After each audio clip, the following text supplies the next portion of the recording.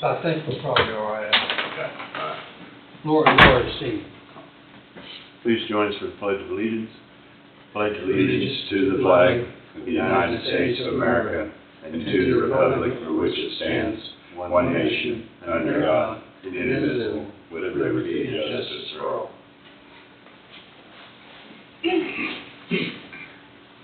Tuesday morning. Hope everybody enjoyed their 3-day weekend. First order of business to approve the minutes last week, Monday, May 20th, is written. I'll move. I'll second. Thompson's moved, McCreary seconded. Any discussion? Hearing none, all in favor say aye. Aye. Aye, motion passes 4-0. Miscellaneous motion, move to authorize and direct the vice chairman to sign one abatement in the amount of $1,020.56. It's an appraisal correction due to the type of structure meets, has an explanation. Okay. There was no exclamation on the adjustment on the abatement. So I went down and talked to Laura this morning, and I'll just kind of read what they typed on it. They changed from a modular to a single-wide mobile home after new information was discovered, does not set on a permanent foundation. The addition is not on permanent foundation as well. If you have further questions, they'll be more than glad. But once they realized it was not on a permanent foundation, as far as the addition, the state started looking at the guidelines on the state, and based on the state direction, they adjusted it down to where it should be without a permanent foundation on it. So if we want Laura to come down and detail more out, she said she'd be more glad to come down, but I fully understand what they've done and the reason behind it. Kind of a corrected appraisal then basically, on it, right? Yep. Because it didn't qualify for a home. Okay. Also moved. Lisa's moved, I'll second. McCreary seconded. Any further discussion? All in favor say aye. Aye. Motion passes 4-0. Move to authorize and direct the vice chairman to sign the Coffee County payroll notice for Emery Miller, District Court intern, summer temp, not to exceed 1,000 hours, wage classification 5.1, of $15.09, effective 5/6/24. I'll move. I'll second that. McCreary's moved, Thompson seconded. Any discussion? Hearing none, all in favor say aye. Aye. Motion passes 4-0. Next one is to move and authorize the direct vice chairman to sign Coffee County payroll notice for W.M.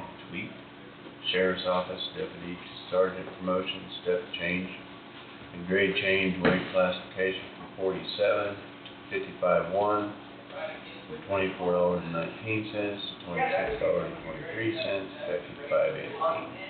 You know, I looked at this when I seen it, and Jim Tweet, I'm not sure how long he's been employed here, and I have not gone and talked to Tom or called him.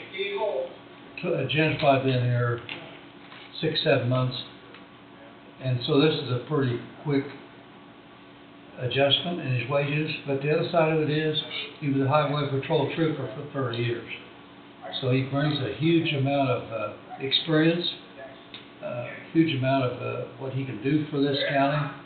So after reviewing, I've known Jim all my life and been a trusted trooper, like I said, for I think around 30 years. So Mr. Vice Chairman also moved. I'll second that. Lisa's moved, Thompson seconded. Any discussion? Hearing none, all in favor say aye. Aye. Motion passes 4-0. That is in the miscellaneous motions. Got this cold up in front. Yes, sir. Apologize coming in a little unprepared. Didn't have my schedule or our look ahead printed off today, but nothing. Not a lot changing out there, as you all can see. We got the masonry going up, still on schedule. We got just in preparation for steel in mid-June, early to mid-June. But we'll have they work the stair tower. That stair tower took up a lot of their scaffold. They're going to start shaking or spreading their scaffold out and working on that wall going north. And then we'll have steel following that. Is our big events coming up. It's a lot of the same thing, but a lot of change going on somewhat.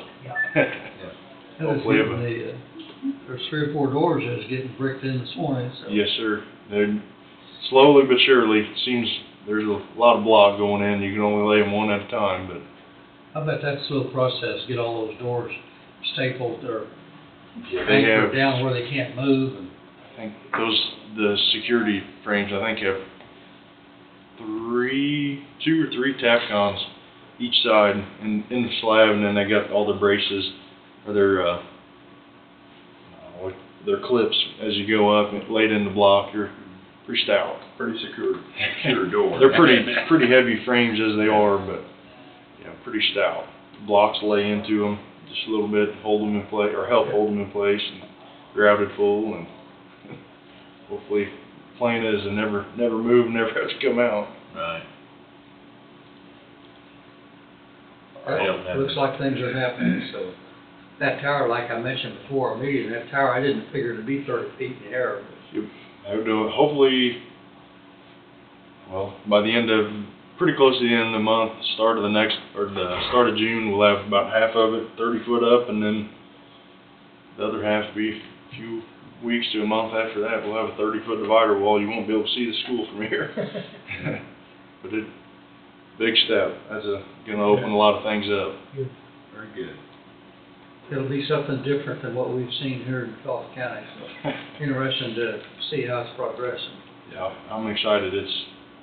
Everybody always asks when you go home, and nothing bad to say so far. Good subs, and everybody's been pretty happy. Good deal. Good people. Makes the job easier, don't it? It does help. It does help a lot. Where's your concrete people? Where's that team out of? They are out of Topeka, I believe. Topeka. Yes. Which, We tried to get him to come back to Missouri with us, but he said he didn't want to travel that far for us. There's probably plenty of work to do around. I'm sure there is. I think they stay pretty busy. They should be coming back. I believe the plan is to get them back this week or next, get started on the south side. They're going to start on that retaining wall, and then they're going to get ready. They're going to pour the safe room lid as well, or get ready and pour it pretty quick here too. So it'll be a full concrete box over there. Yeah. Thanks for the update. Thank you. Thanks very much. Thank you.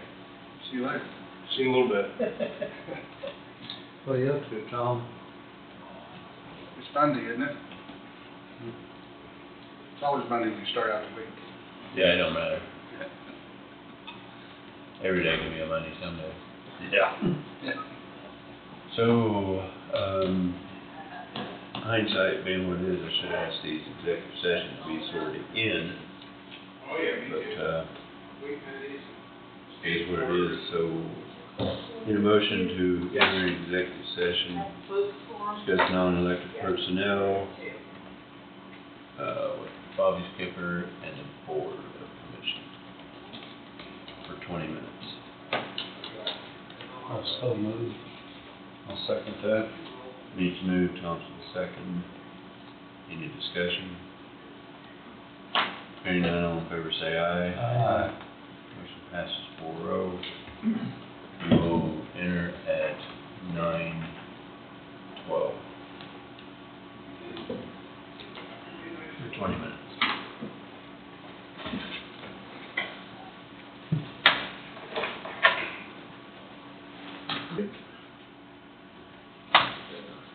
We're back. No action taken in that executive session. Need a motion to enter non-executive session. Non-elected personnel, with the board and Heidi Harris. For 20 minutes. 20 minutes. I'll make that motion. I'll second that. Perry's moved, Thompson seconded. Any discussion? Hearing none, all in favor say aye. Aye. Going to executive session for 20 minutes at 9:37.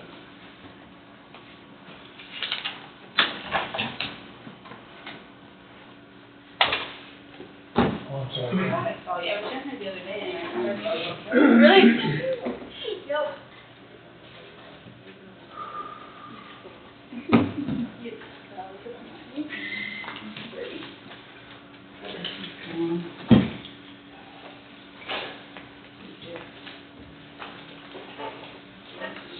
I'm not high.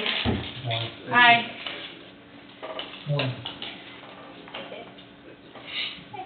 I'm not for a while, but I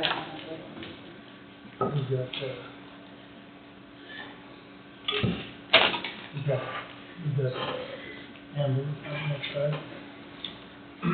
I know they had a break at 10, but that's. Well,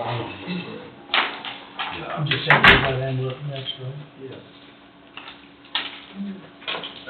Morning, ladies. morning.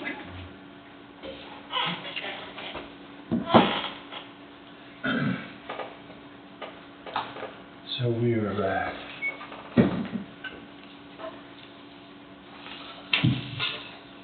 So, after our last executive session,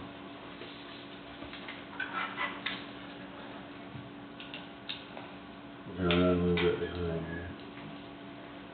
There's Amber right there. Okay, I'm sorry, I did not see you guys looking at the ladies in the back. So, again, after our last executive session, motion for the board to approve a transfer of the oversight and supervision of the planning and zoning administrator from economic development to the direction and supervision of the board effective May 28, 2024. This internal transfer of supervision only is made so that any perceived conflict of interest between zoning and planning and economic development. I'll make that motion. Steve's moved, Also, second. Meeks seconded. Any discussion?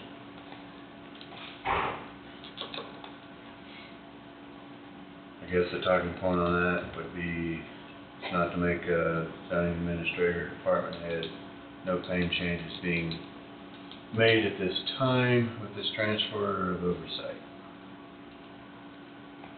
Planning and zoning operates independently of this board, and the planning and zoning board as a consultant who assists zoning administrator when needed with rest EB.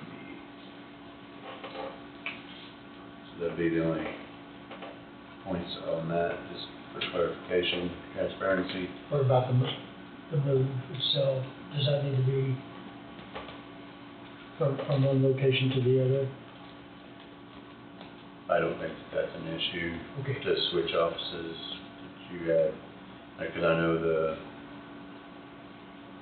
office location. the office The office location location. is okay with, You're talking about moving from the current location across the hall. correct. Yeah. Because we've got that there's a counselor in the back office. That's not gonna be a conflict to your knowledge, is it?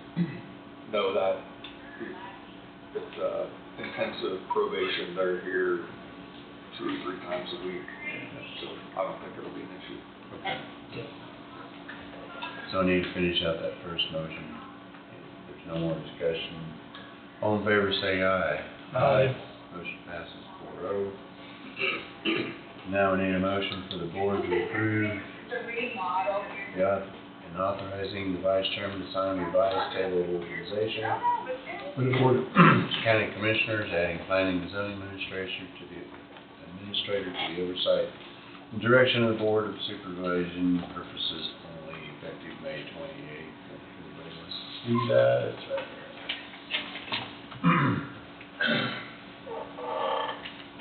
So I'll move. I'll second that. Can I move as the vice chairman? You're authorizing me, I can't authorize myself. I can't make that motion. I'll move. I'll second that. I'll still be a second. Any discussion? All in favor say aye. Aye. Motion passes 4-0. You can't do that, you can't vote on. I don't think so. You I have to can. think about it, I'm not sure I can. Got the same vote as everybody else, doesn't it? It does, but we fixed it if there was a problem. And here's that one, this was Casey, thank you. Yeah. All But that right. is a good question, Wade. I don't know. Yeah, I don't think you could. All right. So Amber, that puts you up front, we're running a little bit behind. Thanks everybody All for for their the patience. fee. Yep, be snappy. Okay. Weather, we've had some weather lately. May 6th, we were in a tornado watch for most of the day, and then we had several severe thunderstorm warnings issued for different areas throughout the evening. We had spotters out in the south end of the county. Nobody saw much of anything. I didn't see anything on the radar. Spotters didn't see anything out. It was dark, but none of us really saw anything. But apparently we weren't in the right area. National Weather Service didn't say anything. We didn't see much of anything. Then later on we found out there was some significant damage to some rural farms between 8th Road and Highway 58 and Links Road and Highway 75. So just south down here. I received pictures the next morning from a spotter, and then I got a call from a resident about damage. He was right on 75. I contacted the National Weather Service, and they looked at all their data, and then they came and surveyed the damage. So they actually came down here and surveyed the damage. This is your... My son lives there. Yes, Yeah. yeah. Well, Yeah. we heard the warning come on our phone, Mhm. and I opened the front door, and apparently the tornado went an eighth of a Yeah. mile, Yeah. right past. It didn't even blow anything around on our porch, but sure So- did at his house. So I contacted the National Weather Service, and they looked at everything, surveyed, came down, looked at everything. Radar, what they said was, radar showed some weak rotation over that area, 5,000 feet above ground level. 75 to 85 mile per hour winds could do the damage that we saw, similar to the tree damage that was south of Manhattan when there was an EF0 tornado. Given the time of night and that it would have been wrapped in rain, and very likely small in diameter, it would have been nearly impossible to see with the eye. So a small EF0 tornado embedded in more widespread damaging winds seems to be plausible there. They said they don't think that anyone would have seen the vortices, I guess it's plural vortex. They said they don't know that they would have been more than 25 to 50 yards wide at the most. The first one, they did clock some 80 mile per hour winds about 9:22 p.m. It was 40 yards long, about 5 miles south of Burlington to 4 miles south of Burlington. And then another EF0, 80 mile per hour winds, about 9:30. It went for about 2.2 miles, and it was 7 miles northwest of Westphalia. So, Or was that bad? I No, I'm sorry, how many miles in?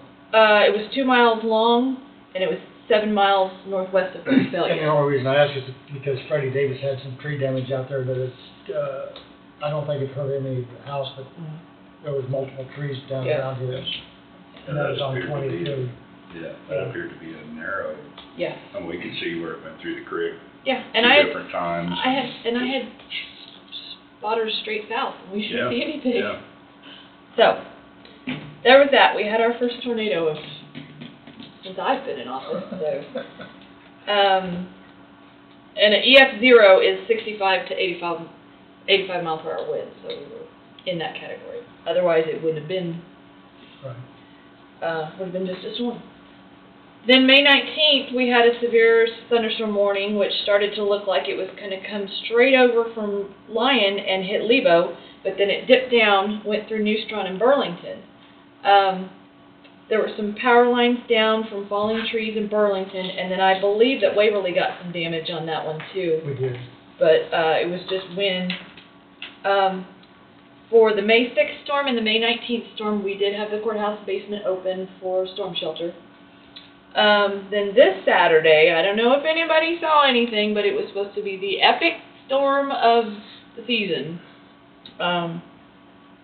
All across Kansas. I mean, most of Kansas was in a tornado watch all day. But we never even got a thunderstorm out of it, so, I did hear Steve on the radio, there were some power outages, possibly, at first we thought they were due to the tree, but then it was something about a transformer, correct? We had a transformer that went out, Yeah. and then we had, numerous trees that were, Yeah. some larger That, trees. that took some lines down, but they weren't power lines. They weren't power lines, yeah. right. And I reported that to the National Weather Service, which the media sometimes picks up on, and so there may be reports out that you guys had damage due to trees taking out power lines. No, You it know, was. But trees then I across- got it, Trees across the road, and then, Yeah. a transformer, I think, Did it get hit by lightning or anything? Because it was pretty wicked lightning, I don't know, it just affected, part of Pearson Avenue. part of it. Yeah. But that's the extent of the storm, the epic storm. I realize that there's probably storm fatigue happening. You know, they keep saying it's going to be horrible, and then it's not. But really, I would rather have it that way. I would rather, they say it's going to be bad. I'm happy to take criticism because we warned people too much, and they went to their basement and nothing happened, and they're fine. Other than we didn't give them any warning, and they didn't go to their basement, and someone was hurt or worse. Yeah, just assure that you didn't do something Right, like that, so then it would happen. I'm going to continue to share and push whatever the National Weather Service tells us is going to happen, and you guys can listen for yourselves, or you can not listen. I mean, I want to give the information, you do with it what you want. I think it's one of the right thing to do. Oh, I do too. Oh, yeah. You're 100% Yeah. right. Be But overcautious. is but we better. do get criticism 'Cause a lot well, because, well, I didn't even get rain at my house. Well, in Did yours this case, Yeah. my son's hired man was sitting in the living room. A tree Mm-hmm. limb came through the kitchen window. He got up and walked to the kitchen, and about that time, one come through the living room window right where he was sitting. Wow. Blow glass all over the living room, and would have been right onto him, so. Right. I don't know how the much I warning would have been helped. Great, Yeah, I don't know how much I would have helped with that one, but wow. And there was a warning that came on our phone. Yeah, I went and opened the door like, oh, it sounds noisy out because you're from there, but Kansas. Yeah. It's not that bad. Didn't jerk the door out of my hand, so. Right. Right. So something that is going to help us a little bit to spot some weather, we've purchased a high-powered camera that we're going to put on top of our tower out back here. It's going to give us a really good bird's eye view of the horizon all the way around, and it's a fancy camera. We teamed up with the sheriff's office. They're helping us pay for it. We have it here, and we're just waiting on installers to put it up there. So Okay. we should be able to grant dispatch, the sheriff's office, my office, and then we're talking about whether we're going to be able to allow the National Weather Service and maybe the news media to have access to it, because I know you guys have seen on WWW when they cut to some city and there's the Cox cable channel camera or whatever. It will be kind of like that if we can give them access. They can actually see and maybe give us a little bit more information on what they see, because I just see a sky, so they're trained to do all that stuff. So Yeah. we're trying to look at options to make sure that we can give the National Weather Service and the media the ability to see the camera. So during the storm, you'd be able to visually see what was out there, Yeah. which would help Yep. storm spotters that Yep. were out there. Yep. Because I can push that to social media, or I can send that to spotters and show them what I'm looking at. We may even can do some kind of live feed. I don't know. I'll kind of got to get with Brad on everything to see. The sheriff wants it though, because he also wants to be able to have eyes on his new facility too, and so it will be able to zoom out and watch his areas too. So. That'd be great. That's great. So, that will be installed soon. The National Weather Service said it's a great idea to get an unimpeded view, especially to the west and the north. WWW had approached us about putting up a camera, but they were going to put up the camera, and then we were responsible for any damages and maintenance and everything, so we just decided to get our own. If someone wants to sponsor it, it could be whatever business camera, and that's what we call it, if they want to. Open to that. The next thing I have, we are getting some quotes to put power out at our landfill building. We have a shop out right behind the scale house back there. That's our building that we keep equipment. We have some road and bridges stuff. We have some health department stuff. We've got some of Bobby's stuff. We've got just stuff out there, but we have no power. So going out there at night, it's flashlights only. So we also use power tools out there to work on things, and it would be nice to have electricity. So we're getting a quote to run it from the pole. We were gonna run it just from the scale house, but we decided we'll get our own bill, make it easier. So. But actually, our building is closer to the pole than the scale house. So. Is there an advantage to having your separate meter and having a separate bill because of paying for it? They said that it's closer to go from the pole to us than to go from the scale house because it costs when you dig. It was going to cost more to get it shared from them. Right, we just wouldn't have another meter every month. Right. Around, they thought. Well, that's true. That's true. And I don't know how much the meter even costs, but I'll look at it, make sure that it costs prohibitive. Yeah, because it's all, I mean, you don't need it separated because your emergency preparedness or anything, do you? No, not necessarily, no. Okay. Because they'd run the service to the building. Is that not right? Mm-hmm. I mean, you'd have to have the mast up and everything, but. Depends on where the meter shows. Is it Oh, out yeah, on the that's pole? right. That's right. Yeah, Is the meter out on the pole? I don't know. Good question, I don't know. Because if the meter's out on the pole, it's gonna be no big deal. Yeah, Right. it may not be, I don't know. I If can't all you remember. want is just a light, they might just put a light up, $14 a month. Yeah, It'd be cheaper than a meter. well, we need power But inside. They need power. We need power But inside you need too. power. Yeah, we store a generator out there, and sometimes Tim has to work on it.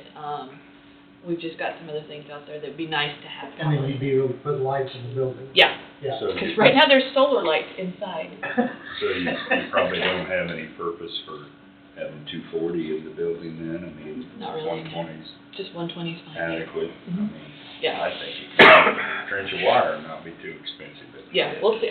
We'll see. Like I said, we're kind of looking at it right now. Sure, I Seeing understand. what's good.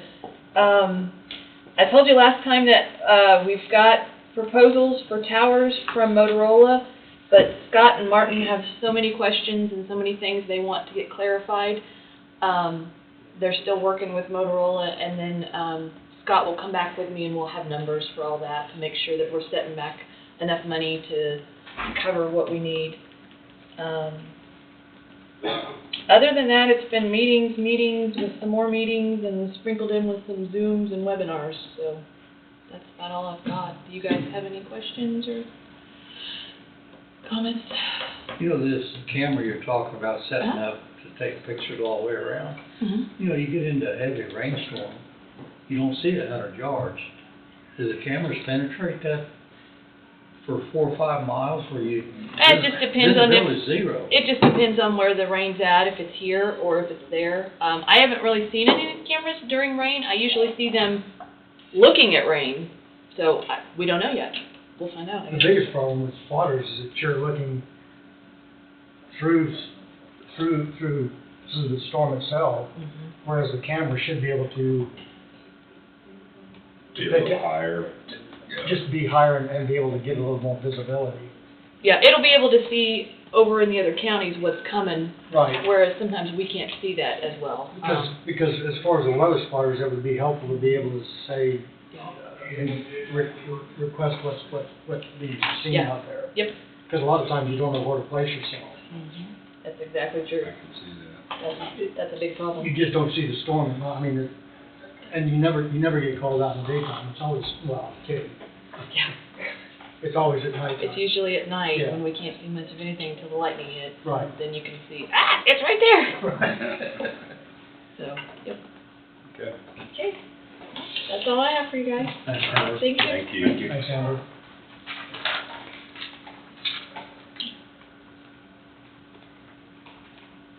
Mary?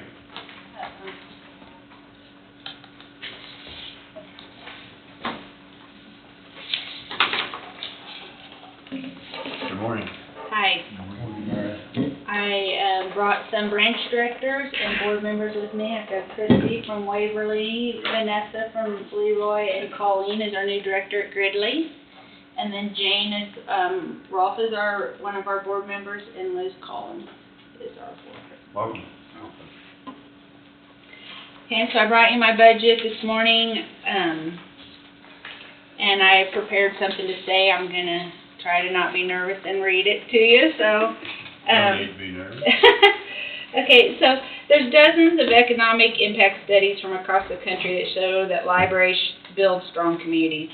Taxpayers are investing in education and lifelong learning, and every dollar builds equity within their community and yields a tremendous return on investment. The Coffee County Library strives to be a good steward of the taxpayers' money.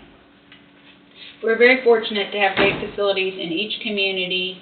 However, maintaining 6 separate facilities comes with expenses. We continue to hold down the cost of any maintenance projects primarily by purchasing supplies and having our in-house maintenance person complete the job. Many line items on our budget are at the mercy of the provider of the goods or services, and therefore we look for other ways to keep expenses down.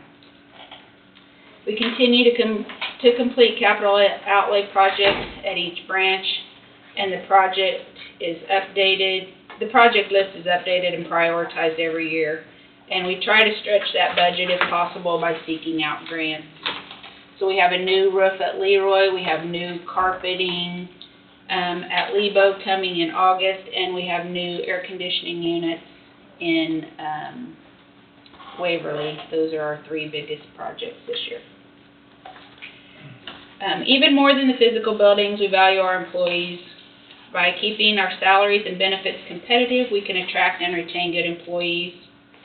We've followed the county and proposed an increase for our salaries at 80 cents an hour for all employees, and we have increased the library paid portion of health insurance for full-time employees, because that continues to increase.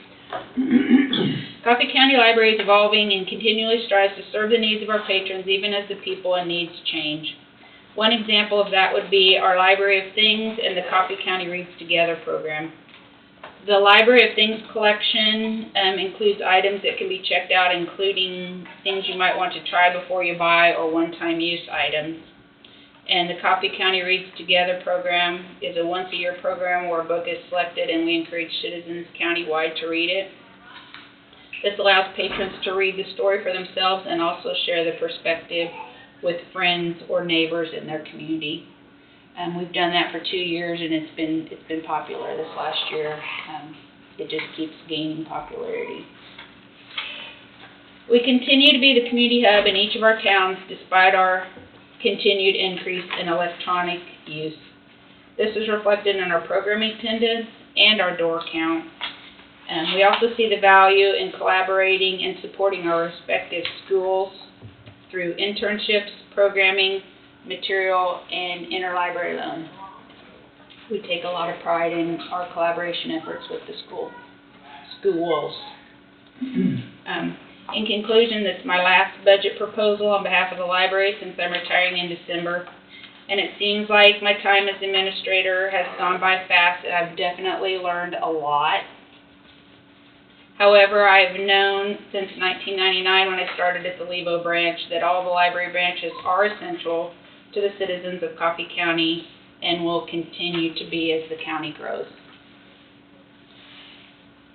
So if you have any questions for me, I will try my best. This doesn't have anything to do with your budget, but if you're stepping down, do you have any succession plan in place for any of your employees currently employed? We haven't. We've just started talking. I mean, they've known since I came from a branch, and we had a lot of things to clean up when I got at the branch, or at the central office. And so we've known that, and we've thought about that since I started, and at our board meeting last month, we talked about forming the committee that will look for my replacement, and we've budgeted for that. Whether it's an in-house person or someone externally, we just hope that we can get the best employee that we That's what I was can. wondering, if you had anybody in-house. We don't really know That's yet, a we good- haven't. That's a good plan, if you can do something in-house and You'll look for somebody with application, I mean, two Yes, applications. absolutely. Is that right? And,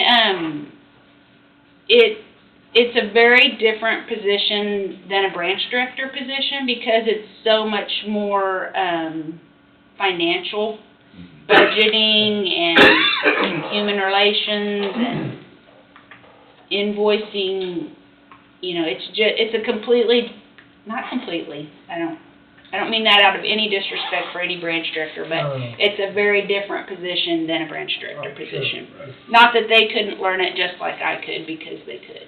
Right.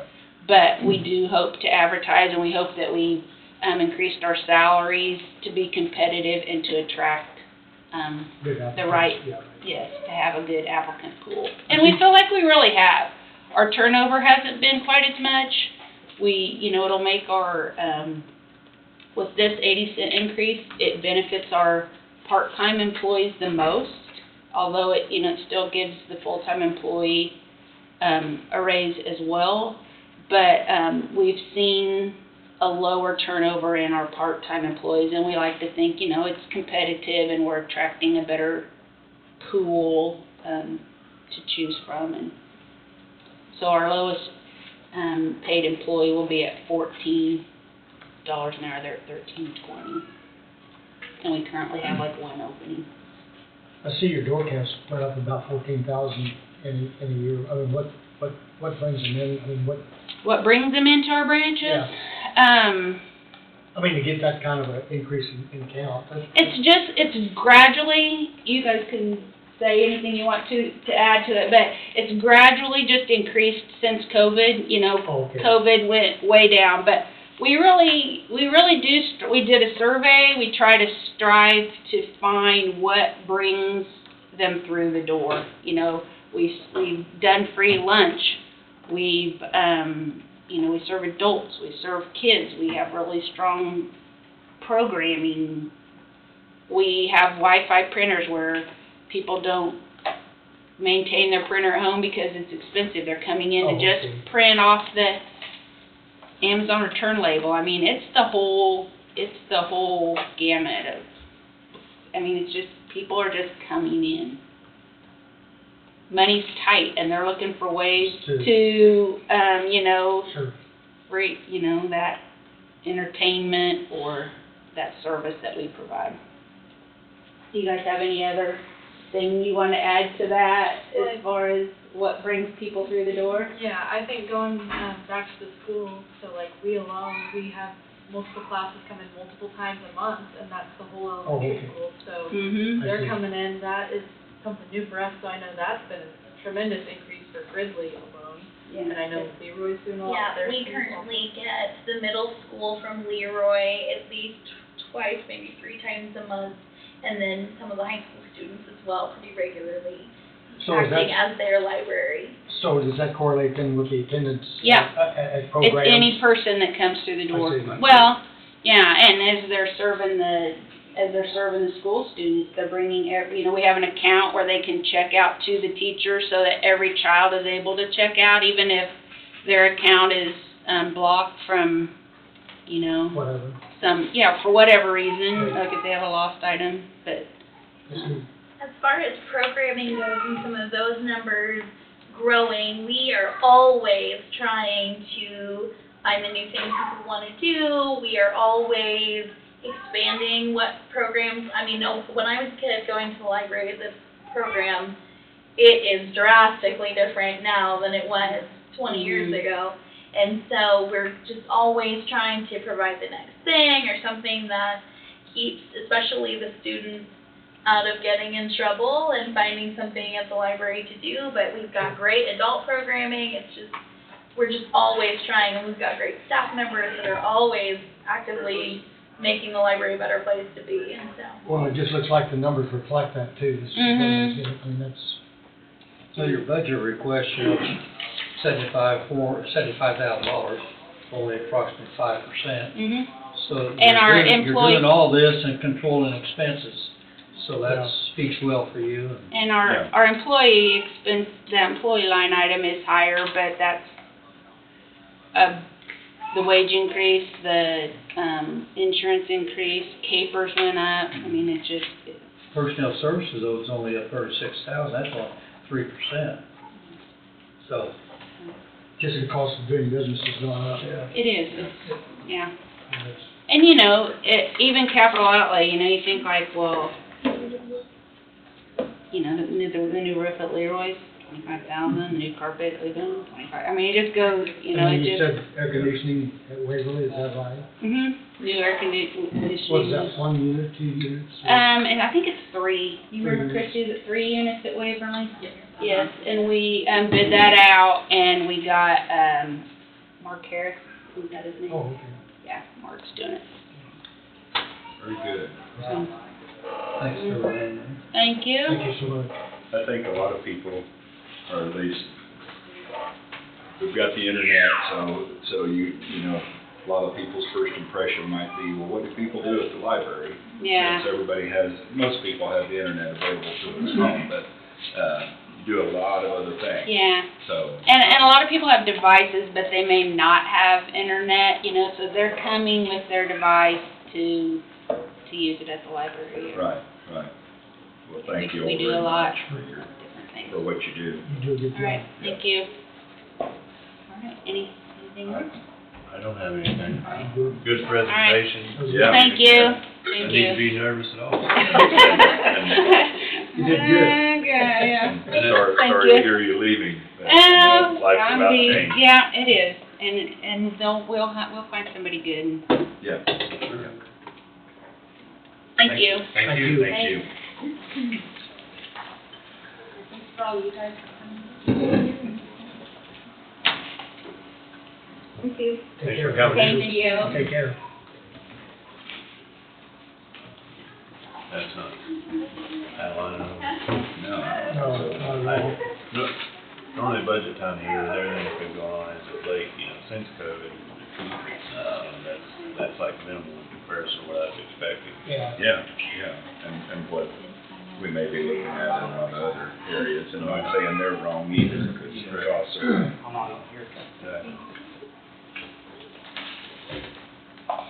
Next, we got that one guy, That guy.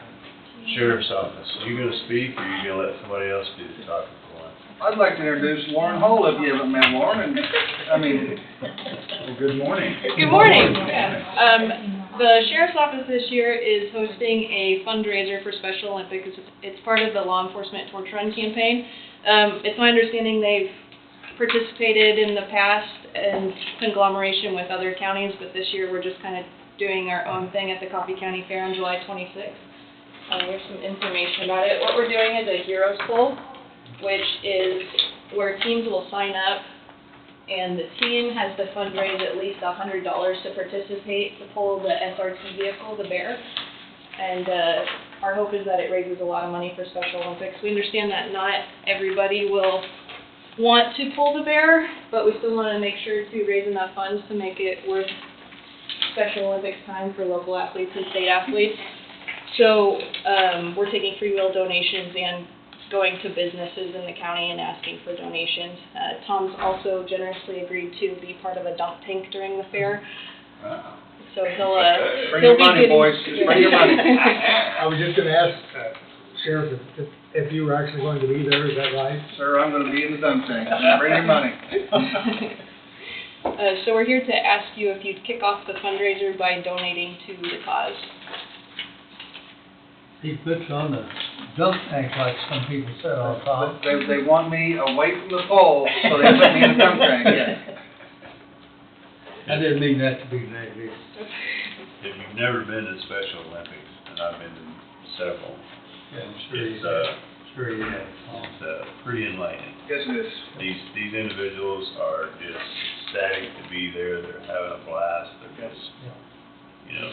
Well, and we're really, It's amazing to watch. really excited to partner with COF. They've given us lots of athletes that have participated. It's my understanding all of the individuals that are there are an athlete in some fashion. So we're actually highlighting an athlete of the week now until the fair too. So I think we have 10 set up, and it'll be on our website and our Facebook page. So You say local businesses will be. we're involved in this too. We're hoping that we can get businesses to start challenging other businesses, families to challenge families, and get a lot of people involved. We went to the fire department, and asked the fire department, you know, to get some teams together, you know, against law enforcement, and, you know, that age-old adage of the firefighters versus the cops, you know, we've tried to get some business going there, so hopefully other businesses will. I asked my wife, talked to some people at Wolf Creek, and the health physics department has agreed to have a team to bring in, so we're reaching out and just hoping to get as much support as we can. It's a great cause, and Lauren has just jumped in with both feet to get things done, and again, it's for a great cause. It is great. Very good. So, would you guys be willing to kick it off? We'd really like it to, since we just started advertising for it, we'd really like to set the bar high for other people to want to donate and participate too. So if you're looking for a suggestion, I'd be welcome to throw one out. That's a pretty good pitch, wasn't it? So, I'll just start off, I'll say Burlington Construction will donate $250. Wonderful. And, I'll challenge any other business in the county to do so. Wonderful. Thanks, you. Al. Yeah, If not thank you. more, Appreciate it. that's on my behalf. Wonderful. We appreciate I that. know you've got a grand, this doesn't have to be your grandson picture. Yeah. That's it. I thought it might possibly be your grandson's picture. Do you have a goal that you shoot for the commission? I don't mean to put you on the spot. $10,000. No. That's their goal.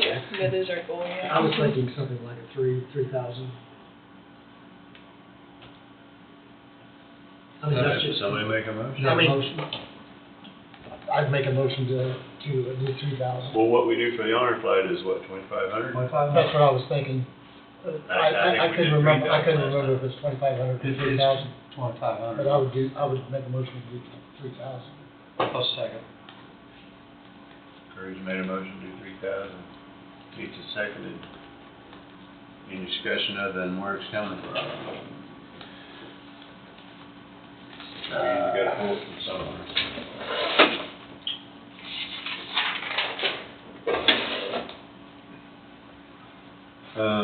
I shouldn't have these memorized by now, but That's me, Tom, sorry. Good. no, you're not. General? Yeah, I don't know, where do we normally take those from, you know? I can try and look in the minutes. 'Cause I don't know where honor flight comes out of, do you know? You know, Don? I don't either, and there probably won't be any more requests for that for some time, because the numbers are really going down. And they had a very, very sizable donation from an estate the other day. So it don't make any difference. I wonder if it's part of the community improvement reserve, may not be quite right. But,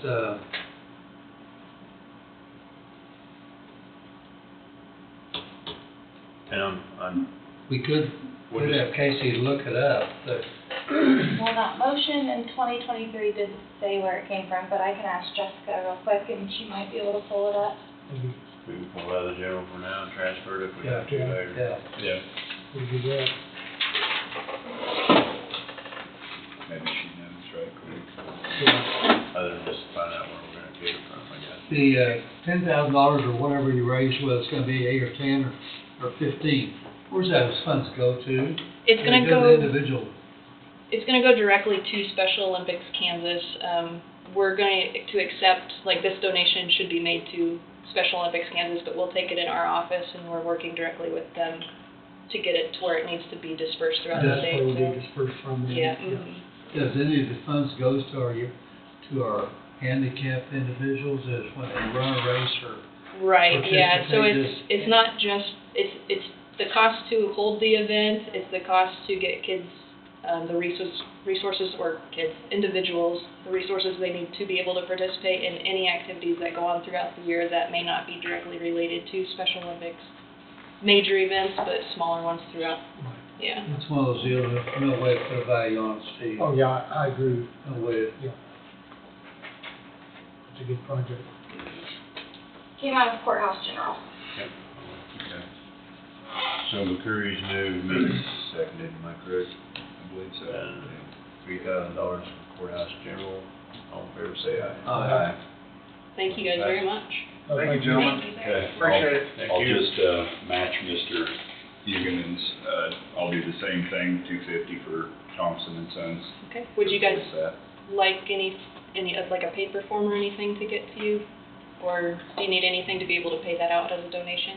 I don't know how that works the best. If you do, I'm happy to make it. I'll make it out to Special Olympics, right? Yes, Special Olympics, special- Kansas. Okay. We'll get you something no matter what. We'll get you Okay, a okay. bill, or, you know, a receipt or whatever, so if you want to take it off your tax receipt. Okay. We appreciate it. Thank you guys Thank very you so much. Thank Appreciate you. it. No, thank you guys. Have a good day. You too.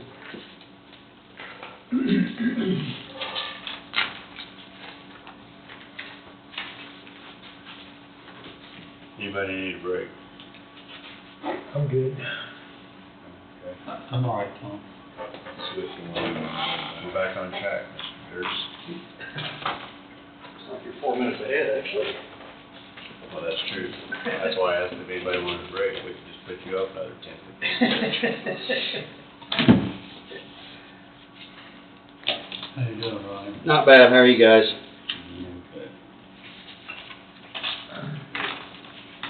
So, no call-outs this weekend. It's always a good thing. Got a handful of motions. The first one is we talked a few weeks back about this used motor grader. It's a trade-in from township up at Osage County. And so we demoed it here last week. It's a nice, well-maintained blade. It's got 1,280 hours on it. The price I told you guys was just a hair less than $300,000. One thing we did add to this is a rear ripper. This machine is replacing, our dirt cruise blade, so it does that's kind of a necessity for that work and something a little more aggressive. So that's at a cost of about $20,000, just a hair under $20,000. We will eventually be trading the blade off on this. They did offer us $50,000 for a trade-in on this B1 blade, which is a blade with 15,000 hours on it. Right now, we're not going to get rid of that until probably August when we get our other two motor graders in, our new ones, and we'll look at getting rid of this blade at that time. So, probably not guaranteed that $50,000 in August, but that's roughly what it'll be worth around then. So that 319 reflects. So, yeah, so the Is that total right? purchase price would be $319,000, so that's the blade with the ripper, no trade. Any reason they're wanting to get rid of when it's only got that many hours on it? Just some, townships, some people are set up on rotations. Hours don't really matter. They'll trade every 3 years. Everybody's kind of got their own cycles that they think, they don't like to let hours get on because then they start breaking down and, they're worth some money when you trade them. So Right. that's kind of, If this was new, it'd be 400, 420. yeah, it'd be 400. It'd be 400,000. Okay, so based on the recommendation of Road and Bridge Superintendent, to waive the purchasing policy for 2020 John Deere 772 GE motor grader, serial number ending in 2964, for good cause due to availability. Purchase will be made from Murphy Tractor and Equipment Company in Topeka, Kansas, with a purchase price of $319,475. Funding for the purchase will come from the Equipment Reserve Fund. Also moved. Meets is moved. I'll second. McCray seconded. Any discussion? All in favor say aye. Aye. Motion passes 4-0. All right, thank you. Next, I want to talk about a purchase. We've been talking about this compact wheel loader. Really see a need to replace a piece of equipment that we have. And we rented one of these last summer for a couple months just to see how it would fit our needs. And very beneficial, especially on a lot of our ditching projects where we're pulling material up on the road and picking that material up, loading it, and hauling it off. Years past, we've been using the rubber tire backhoe, and it works okay, but it doesn't turn around very easy in the road. You're having to back in the ditches. That backhoe is really piece of equipment that, you know, we don't utilize the back bucket on it anymore. With equipment we have now, there's not a need for that, so, you know, it loads salt. It's just not a very versatile piece of equipment. This mini loader that we're looking at purchasing here, be used for that. One other nice thing about this is it'll also fit our skid loader attachments. So like for our seating, whether it's for our matting or our soil conditioner and stuff like that, any skid loader attachments can go on the front of this. So it's versatile in different aspects. Cycle times on this is a lot quicker. Like I say, just the turnaround point being articulated for working in the roads will work very well for us. So the cost of this machine is $142,000. We are looking at trading in this rubber tire backhoe and the trade-in value of $25,000, which a year ago I got appraisal on it and it was appraised at $26,000, so I thought that was right in line there. So that would be a purchase price of $117,957. I mean, we've got this money in our equipment budget for this year, and I think it would be a good trade out. We're not looking at gaining a piece of equipment. We're just getting a more versatile piece of equipment. I'm curious how big a bucket is on that? I think this is a 1.5 yards, I think, and on the rubber tire hoe, I think it's a 1.3 or 1.4 yard bucket on it. So it's at least as big. It has to move around quite a bit faster. Yeah. Looks like It's all-wheel steer. Do what? Quad steer, it's Oh, got okay. all-wheel steer. It can turn around in a small area. Good. And that's, go ahead. Nope, that's just gonna read the motion. And that's much better, like, say, cleaning ditches, you've got maybe a windrow or something, you can back up. Well, yeah, so on that process, we'll pull a windrow material into the roadway, then we'll have a dump truck off kind of the side of the road, and then you'll be picking up windrow and coming back and dumping it in, or the truck might be crossways in the road, so you're constantly going, turning around, going back and forth, turning around. With the rubber tire hoe, especially if it's a narrow right of way, you're constantly almost backing into fences with that rear bucket, rear boom, and they just don't turn around. You're always having to back down in the ditch that you just cleaned, and if it's a little bit soft, you're rutting it up, and it doesn't function very well. This functions a million times better, and this can still be used, like that rubber tire hoe. We'll use it to load salt sometimes if a loader goes down, or maybe we need to have a use for that. This will be used just like that, so it'll be used as much as the rubber tire and more. Right. Well, and also with the addition of the mini hose, then so you're just not using the hose. No, that's it. With the mini hose we have now, we don't utilize the rear boom bucket like on that rubber tire hoe. So You're fine. You all discussion out now. So based on the recommendation of the Road and Bridge Superintendent to waive purchasing policy as to competitive bidding for good cause, said cause being municipal program pricing for Sourcewell, Government Purchasing Alliance with Coffee County, number 118463, and to approve the purchase of one 2024 John Deere 324 compact wheel loader from Murphy Tractor and Equipment Company, Topeka, Kansas. Quote number 3095722 in the amount of $142,957, less trade-in value of $25,000, and the total purchase price of $117,957, and to authorize and direct the Road and Bridge Superintendent to sign all documents related thereto. Funding for the purchase will come from the General Fund Public Works line item. I so moved. Thompson's moved. I'll second. Harry seconded. Any further discussion? Hearing none, all in favor say aye. Aye. Motion passes 4-0. That being said, move to find that 2003 John Deere 310 SG loader backhoe is no longer required and cannot prudently be used for public purposes of Coffee County, and as such should be disposed of by trade-in to Foley for $25,000. However, that should be, sorry, that should be Murphy right there, not Foley. Yep. Murphy for $25,000. Notice of the board's intention to dispose of said property will be published on May 29th, 2024, and June 5th, 2024, in the official Coffee County newspaper. Also move. I'll second. Moved, Meeks seconded. Any further discussion? Hearing none, all in favor say aye. Aye. Motion passes 4-0.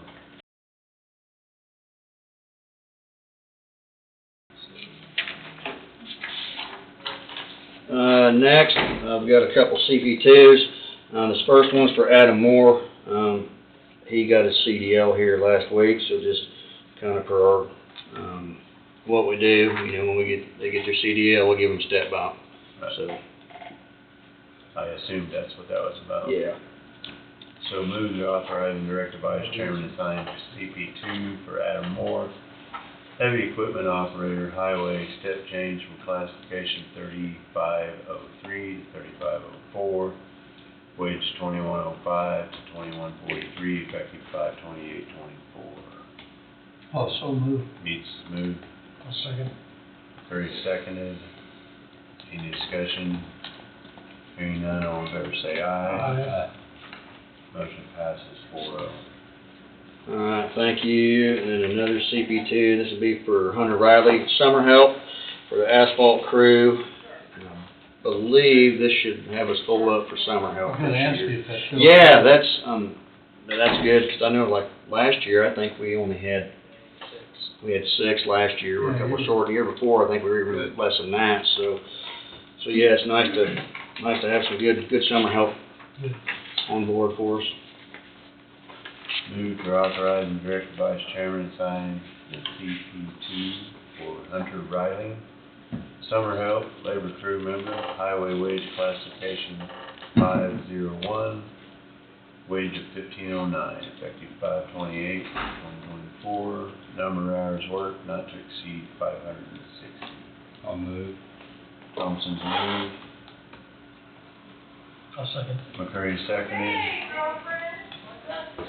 Any Ryan, discussion? do we need to put 1,000 hours in there instead of 560? No, this will be a student, so, Okay. yeah. Okay. All in favor say aye. Aye. Motion passes 4-0. Alright, thank you. That's all the motions I had. I do have one discussion point. I'd just like to discuss about Time Clock Plus a little bit. You know, currently it's functioning at about 95% of what we needed to do. I think there's still some issues with comp time and managing some of that I don't know where they're at on getting those resolved. You know, something our department, we do already, we track tons of information daily within our department. Daily, our employees fill out a time card, and with all the information of their time, where they worked, materials they used, any equipment they used, equipment hours, equipment miles, locations, specific work orders. You know, on a daily basis, they fill that out. Our foremen review them, they initial off on it, and then it comes up to the front office. All that data is then input into our STARS program. So with that data, we can then pull numerous reports, including all maintenance and construction costs for every mile we maintain. I could tell you, pick any road in the county, and I could tell you every dollar we spent on that road for the last 15 years, who worked on it, material, signs, equipment, hours. You know, that's how we track our cost for our department. You know, we use all that information to keep track of our budget, where we're at there. You know, so that's, you know, all that information is scanned. Those time cards are scanned every day that people fill out. So we have record of that. That's all work that we will continue to do forever to track our costs, because that, you know, that's kind of separate from this Time Clock Plus stuff. So, you know, on top of all the data entry, we're now dealing with the Time Clock Plus. it's time consuming on the approval side of it, the manager side of it.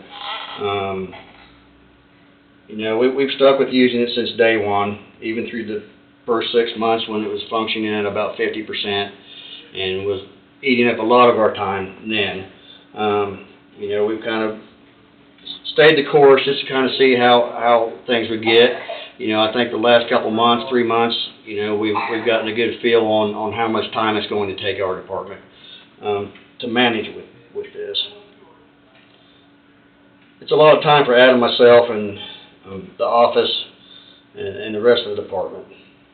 You know, I've been asked why we can't just pass it on to the foreman and the approval side of things, and you know, really, that's not where I need their time focused. You know, I sign off on payroll, so I want to be in charge of the approvals on stuff, and that's why Adam and I and the office deal with a lot of that.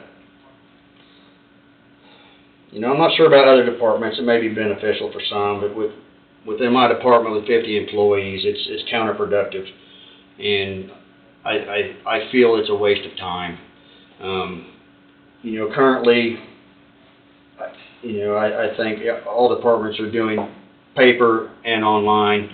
You know, the clerk's office doesn't have an opinion, you know, one way or the other how payroll's submitted, you know, from conversations I've had. I mean, I don't... Is it still taking a lot of time, Adam? I mean, I think I try to get to work every morning at 6:30 just to go over, and that's from 6:30 to 7. I'm primarily on Time Clock Plus every day. And then come payroll time.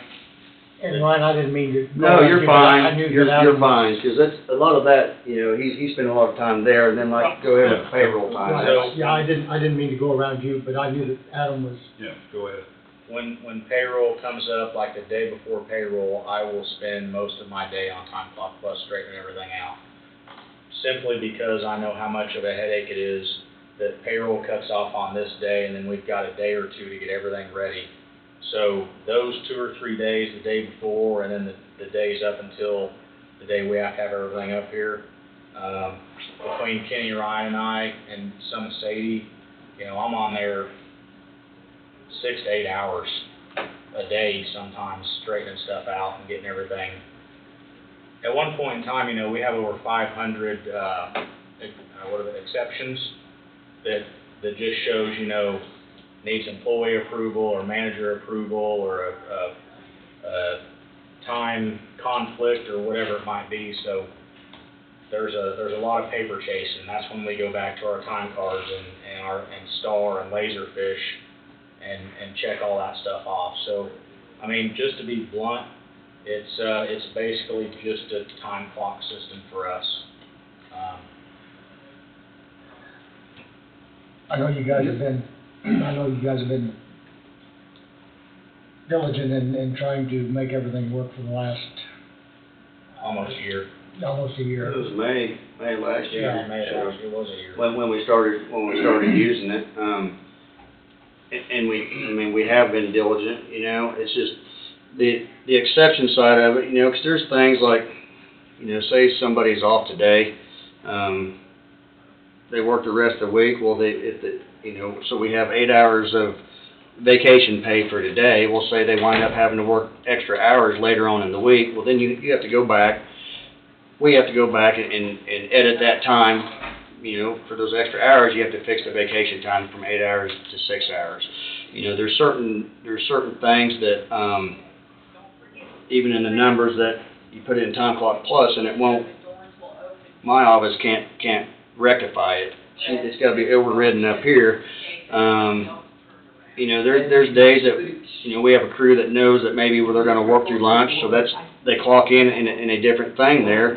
Well, the asphalt crew, something breaks down, you know, they wind up working through lunch, and everybody that was on that job, we have to go in and correct that and change that so they're not getting paid for lunch. For some reason, that pops up when they clock in. Their Time Clock Plus is expecting them to know whether they're going to work through lunch that day. Instead of asking it at the end of the day, it asks it at the beginning of the day. Yeah. It's just another, And sometimes, you know, a lot of times, you know, like I say, the asphalt guys, when they're out there patching whatnot, it's better for us to just stay on the road instead of getting everything off. And certain that oil needs to cure, some of that patch stuff needs to cure sometimes, so we have to stay on the road, so it's easier for us to work through lunch. Other crews, sometimes that, you know, they might need to work through lunch to get a culvert opened back up at the end of the day. Or like I say, something happens and we don't work through lunch. There's just a lot of going back and fixing stuff and editing, and that's the time consumption part. And then definitely when we're rectifying payroll, you know, and I know some other counties that uses Time Clock Plus for years. You know, ask them what the biggest challenges, you know, that they have with it 3 years down the road, and it's making everything on paper match what Time Clock, what it says digitally. It's like, okay, so you've had this for 3 or 4 years and you're still yeah, so it's just, you know, for me, it's like, if we have to do it, then we have to do it, but I don't want to just be okay with wasting time if we don't need to be. That's where I'm at with it, and so now's the time for me to bring this up and have this discussion, so we're not stuck with doing it forever just because, well, we think that's what we need to do. And I don't, you know, for us, it's a glorified time clock. I mean, well, and we'll never get away from our paper tracking system as far as, you know, time cards and how we track things in STAR and all of our budget and expenses, and that's, this Time Clock Plus, if it was accommodating to all that to work and be compiled together, it'd be a different story. But Time Clock Plus right now is just another extra layer on the cake of responsibility and work to take care of. And you know, Ryan and Adam, to me, this isn't your time, this isn't your type of work that you need to be doing all the time and taking away from other responsibilities that you have. Do we need to retain another person half-time to do all these changes, or is that person capable of doing what you're doing? To me, it'd be a big learning process. For me, it's a waste of time, whether it's us doing it, or, what would be the point of hiring somebody to come in? And fix stuff. I think it's a waste of time. If it's not needed. It's not, like I said, it's not serving a purpose for us other than a time clock system. I don't know about other departments, you know, it's probably beneficial for some departments. You know, I could see that, you know, somebody that has one employee, maybe it works fine for them, and maybe it's not a big deal, but straight 8 to 5. It's a different ballgame for the road and bridge and also for the sheriff's department. And for several, if you're 8 to 5, I think it probably works fine. I mean, if it's just, but for anybody that has to change during the day, and I mean, it's, and I know I visited with Angie about it. She said at one time, she said it wasn't a problem. How they got the time from use was my understanding. yeah, I think the biggest thing is getting it to real time. Yeah, I mean, that's what I think everybody was the start of this whole thing, Yes. was trying to get switched to real time, that you're focusing on. That was the goal. Well, that's where we need to be, is real time for wage and hour people. Which they are now. Right. They are now, yeah. And that's accomplished. To keep us above board with all the wage and hour regulations, you know, Right, that was the right. purpose trying to achieve. Right. And now we understand huge amounts of hours that have to be dedicated to it, and I understand, wasted time. Well, you know, my impression of how this system would work was that, I'll just use the courthouse, people working in the courthouse, that I thought when they pass through the door or come in the front door, that was gonna clock them in, and then when they left, that's gonna clock them out. Well, the bottom line is, it appears to me, you know, they can make adjustments to that, their supervisors can make adjustments to that, so we still come back down to the same thing, that the department heads are responsible for seeing that people are doing their jobs. Right. No matter what, you know, because this system isn't accomplishing that. That's my opinion. Well, and I've just sat in several of the meetings on the department head side going through the Time Clock Plus, and it's not that the departments in question aren't trying to make it work, it's just, it's causing more problems. Right, It's causing more problems with something that, because the goal, if I understand it right, was to get everybody on real time, which that goal has been achieved. But whether it's these guys, or Wade's office, or whichever office, they're still having to go through a lot of process just to make this thing work. It's just not very efficient. It's not efficient at all. Not efficient at all, And especially for big departments. well, and I've watched these guys, and they've really tried to make this thing work.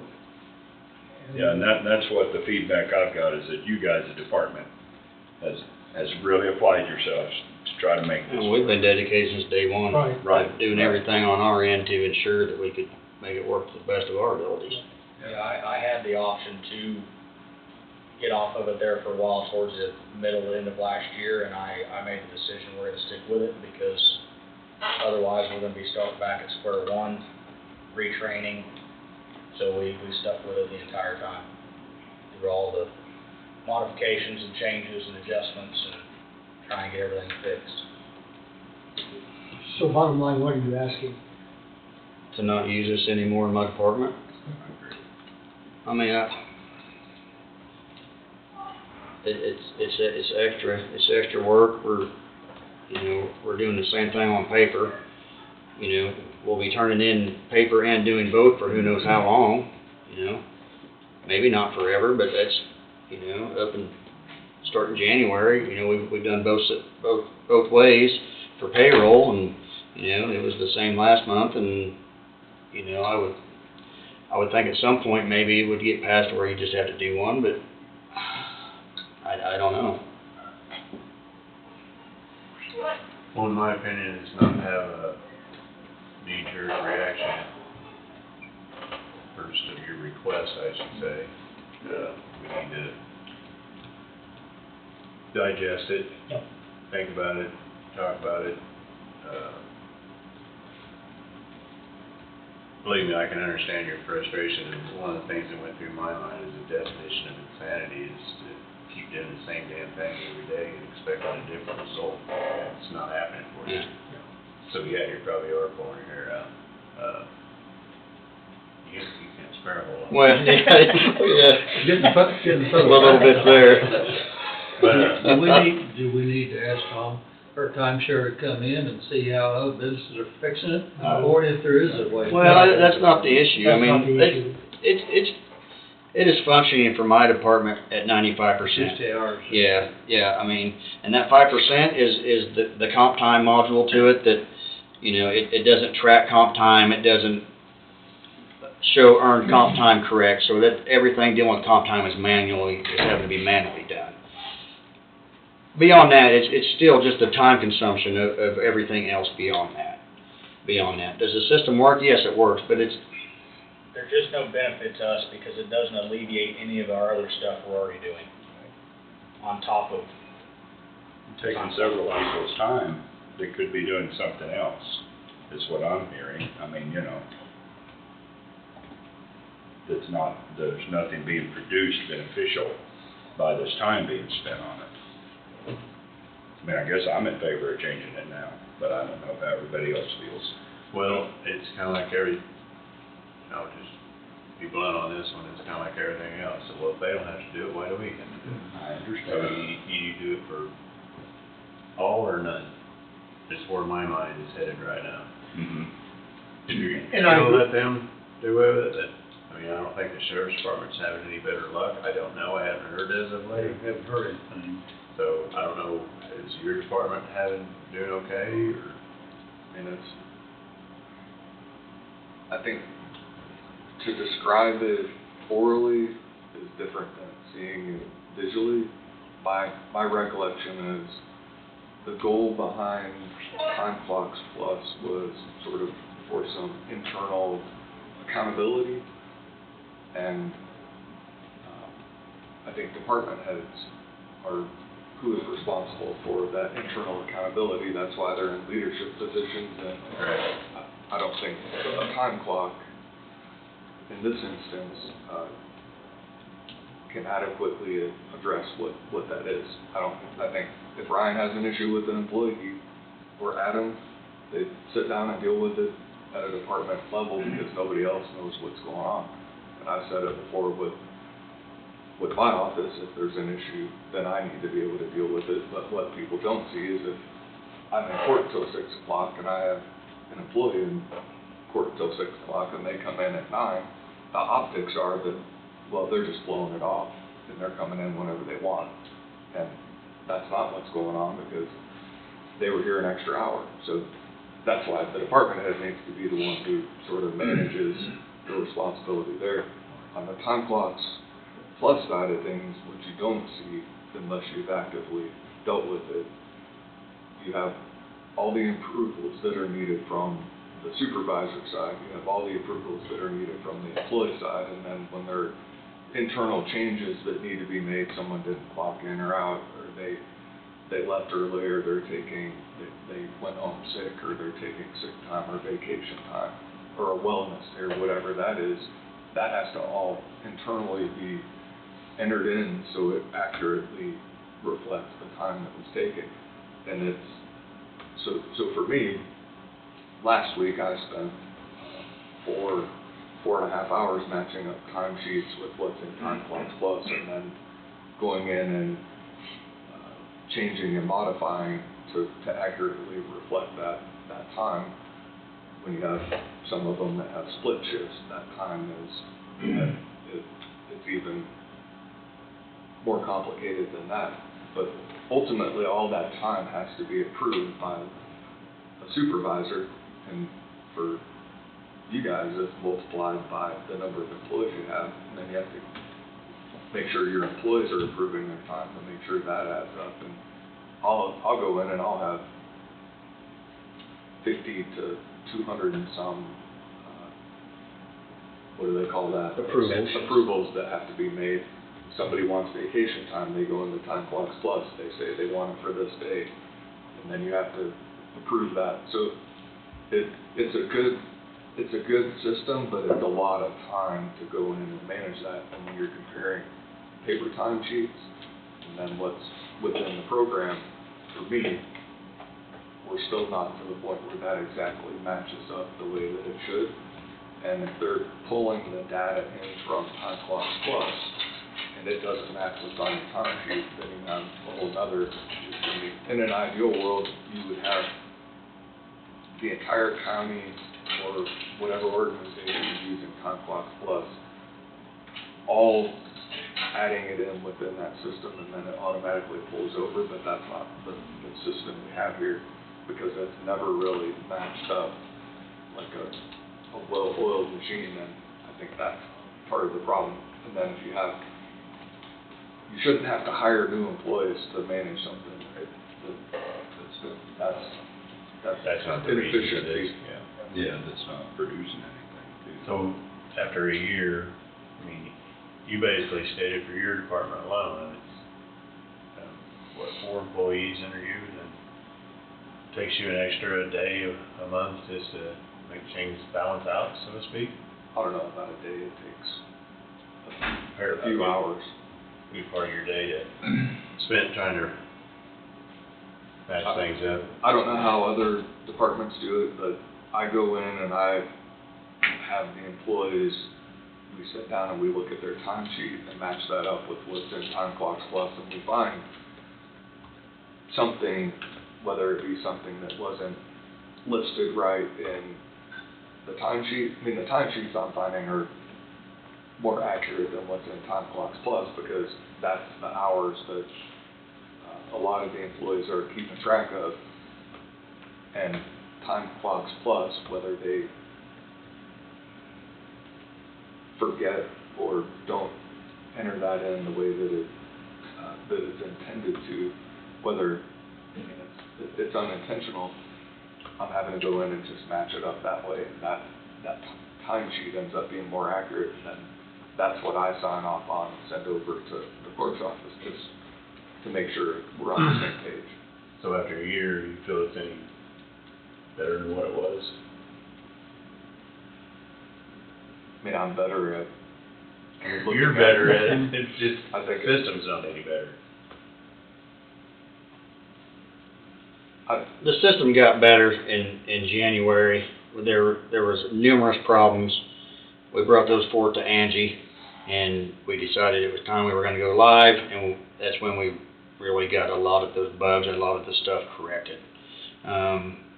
There was limitations. The system would not do what we needed it to. You know, as far as for tracking sick leave and vacation, and you know, there's a couple months there of overcoming some of that stuff.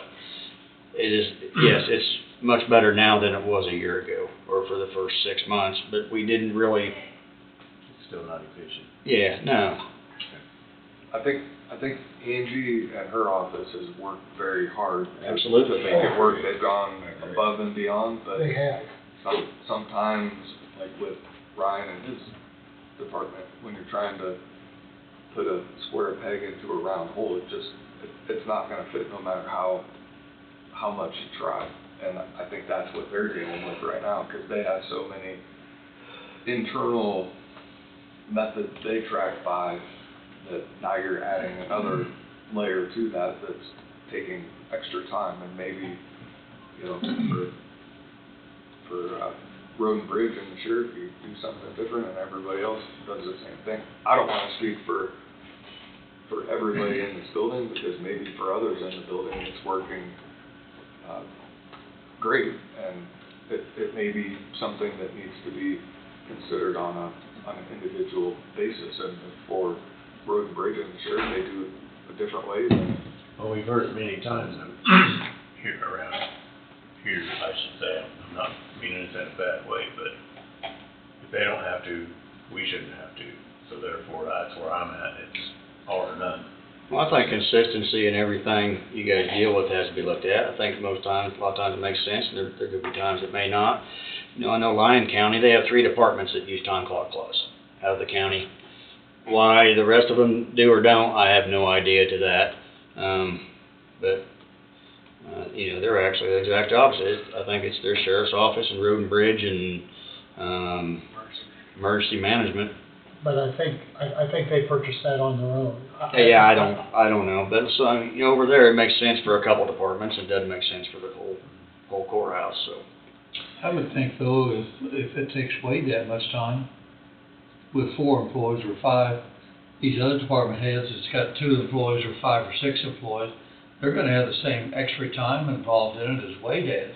But they may have a different setup within their office, and they're managing it on a more regular basis. My suggestion would be, and I don't know if Angie would be the one or Terry would be the one, but for those departments within the building that it's working, and it may have a benefit internally on the payroll side, where they pull in the data and are able to make it work faster for payroll, and then for those, for Ryan's office and the sheriff's office, it may help speed up that process if it's sort of a hybrid system. But I don't know, because you probably need to inquire from other offices and see what's working. But a hybrid system, I mean, maybe there's efficiency in that, just not with Ryan's office or department and the sheriff. Maybe the sheriff has it figured out now. So we had the initial cost. Do we have the monthly or yearly subscription to this?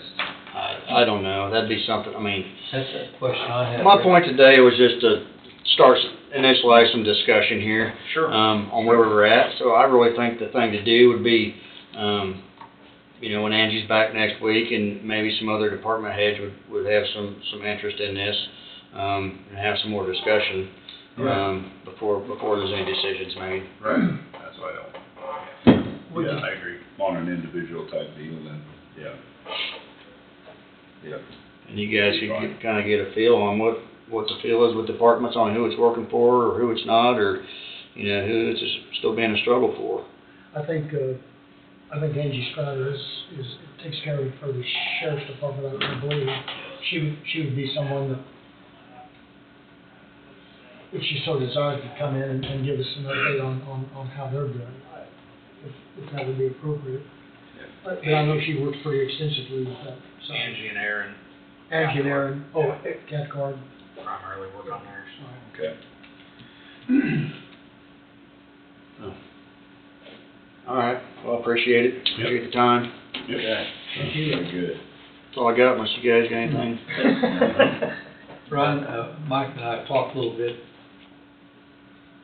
on Reaper Road going north there, West Leroy, then back towards the river, you know, where that rain forced that whole thing out. Oh, yes. Down towards you. Yep. He'll need to get back into that one field in a few days or several days to take care of, and there's no way to get there. Yeah, that, Any thoughts on where you're at on that? well, hopefully that pipe's gonna be ready this week. Okay. They were waiting on some material to make those pipes, and Okay. they said 2 weeks, and that's been a couple weeks ago, so I was yeah. thinking it was getting close, but I thought Yeah. I'd at least run it by you. No, I mean, I was anticipating getting those culverts this week, hopefully, so, Water really took care of that deal. yeah. Would consideration be on a deal like that to put low water crossing in like you I did? think that one's a That little one more back behind. difficult just 'cause of the amount of water. The one behind my house, it's worked so perfect Yeah. there, it's unreal. Yeah, but I'd say, you know, the one by your house drains a fraction of the water that one there at You Flat know, Rock that does. brings water for about 2.5, 3 miles. It's 900 acres, I think. That's some But water. on South Main brings more than that. Okay. It's more than 900, I think. I think it's 3 or 4 miles south, but I'll just say that hopefully get something done this week.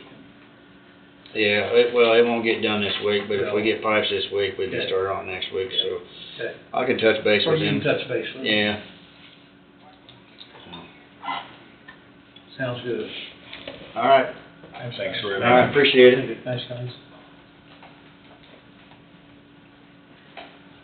Did David Tucker get ahold of you? Yeah, I got a message from him, I gotta call him back. No. The opposite, so. I was just making sure that. Yeah, I got it. Thank you, guys.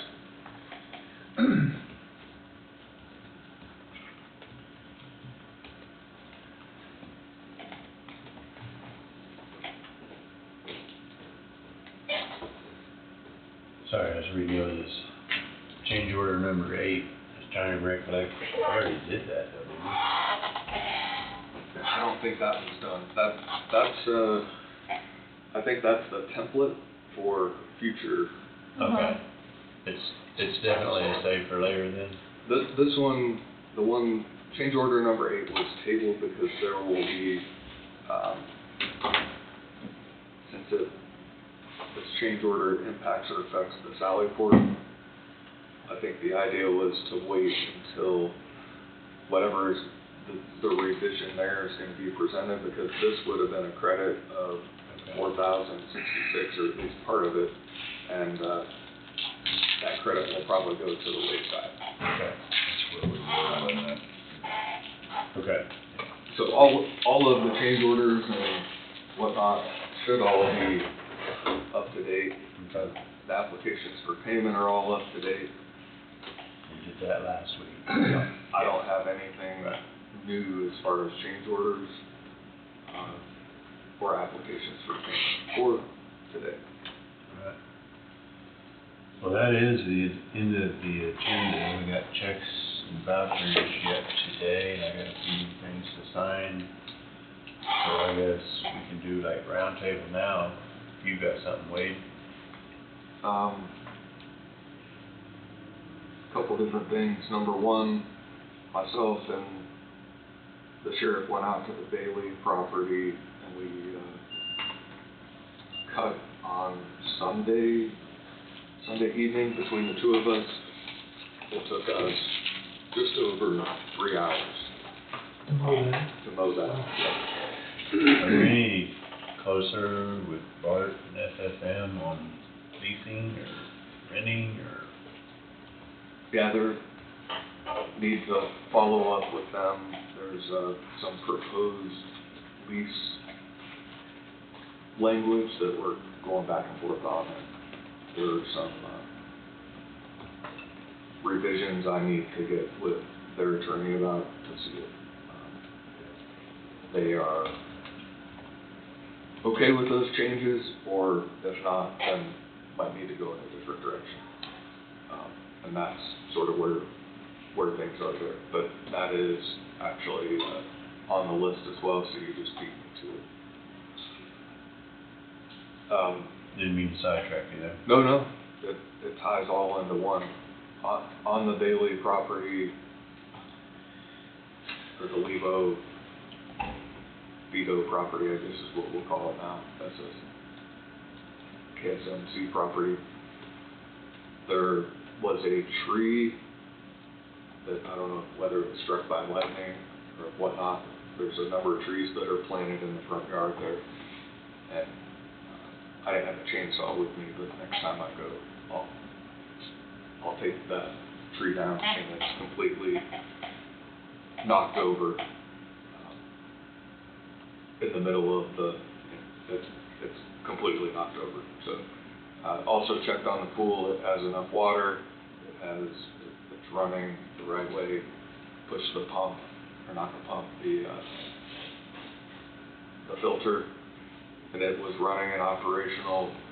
The cover took it off a little bit to make sure the water level was where it needed to be. In essence, everything's fully operational. There are no issues, and plan to try to go back once a week to keep the grass maintained the best I can. I know Tom's offered to help. I just had some free time, and I knew it was dry, so it's a whole lot easier to cut when it's dry than when it's not. May not be this weekend. Yeah. That's why staying ahead of it or on top of it Right. is beneficial.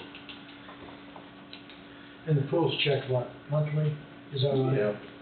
I think it's mostly Those pool guys or whatever. It'd sure be nice if we could get them in there. It's better for having somebody living there and keeping an eye on things and the income.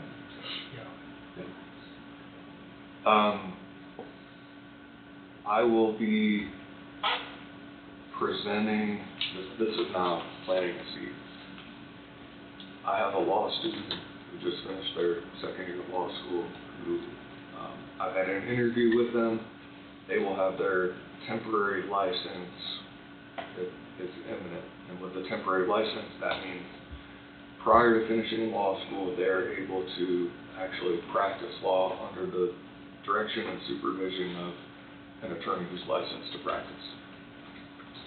This individual would come in and actually be able to handle live cases and work on, like, stand up and announce their appearance and handle things in the courtroom and do things under my direction and supervision. I don't have a job description for them. I'm creating one, but I want to make sure before I move forward, this person can start as soon as next week. The fee structure would be a little different because if you are after your second year of law school and you can actually handle cases, that's different, in my opinion, than not being able to do so. So that would change that fee structure a little bit. Right now, the interns who've been in the office, including Ellie, they are summer interns, but they're not legal intern. And the legal intern is there that far along in their evolution to becoming an attorney. If you didn't know, law school is 3 years, so after you finish your second year, you only have 1 year to go. And you have to meet you have to have so many hours to be able to qualify to get your temporary license. You also have to have completed your MPRE, which is your legal ethics side of things, and received a score to be able to do so. So I'd like to be able to bring this individual on to be an intern in the county attorney's office and sort of immerse them in a bunch of different areas and they will actually be able to do things in the courtroom. Is that something you're in support of? Yes. Yes. I would. We got plenty of stuff going on. You're fully loaded, and we continue to admire how much stuff you get done. And we try to load more stuff on from Yeah, time to time. every chance we get. I think it is something we need seriously look at and support you. I think the benefit is anybody who is willing to come to Coffee County and sort of immerse themselves and see the different things that are going on in Coffee County. Ellie, she's gotten a little bit of a taste of it. It's not everywhere that you get to have this on the county side and then on the criminal side. And the two worlds are very beneficial for somebody in Ellie's position to see, or for someone who's getting ready to go into the practice of law.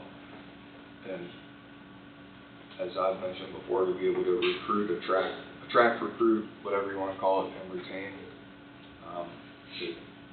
If they don't go here, they're going to go somewhere else. Right. And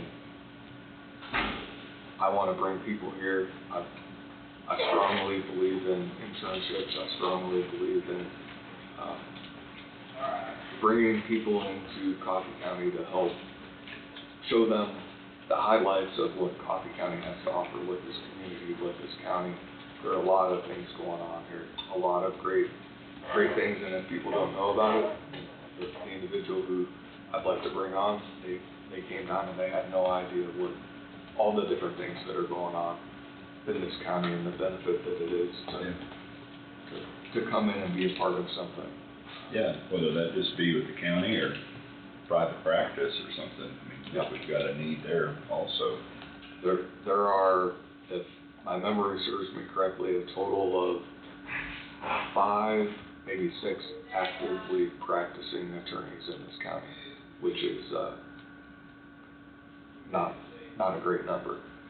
And of those who are who reside in this county, of those who practice, 2, 3 practice in the county, others practice outside the county. So you're something needs to be done, and it's not just a Coffee County issue, it's a statewide issue. Rural counties have an attorney shortage, so I'm trying to do what I can to help bridge that gap the best I can by offering opportunities with your support to bring people, and I'm a Washburn grad, but I'd offer the same thing to KU as well. And once the new facility is built next door, there will be more space is an issue for me. Ellie, she's on a makeshift little desk next to an administrative assistant, because that's the space we have. In my office is where the intern would go, because I have no space. In the new building, there will be additional space that will help to relieve some of that pressure. So anyways, that's what I wanted to bring up. I say, go for it. I agree. I don't presume anything, so I want to make sure Sure. I have your support. You do. Appreciate that.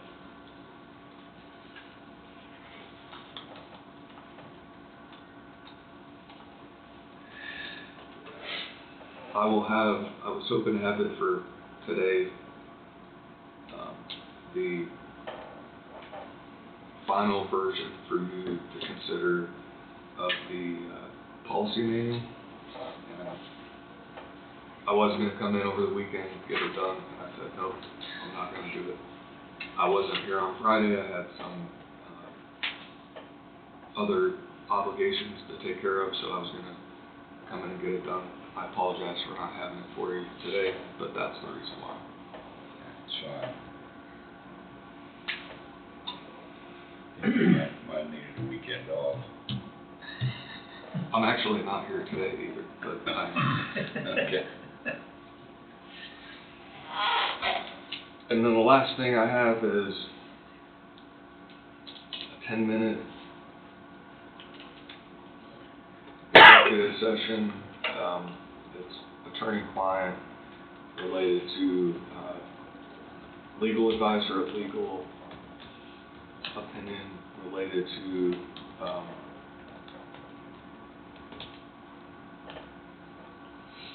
current structure of a subordinate board. 10 minutes is sufficient?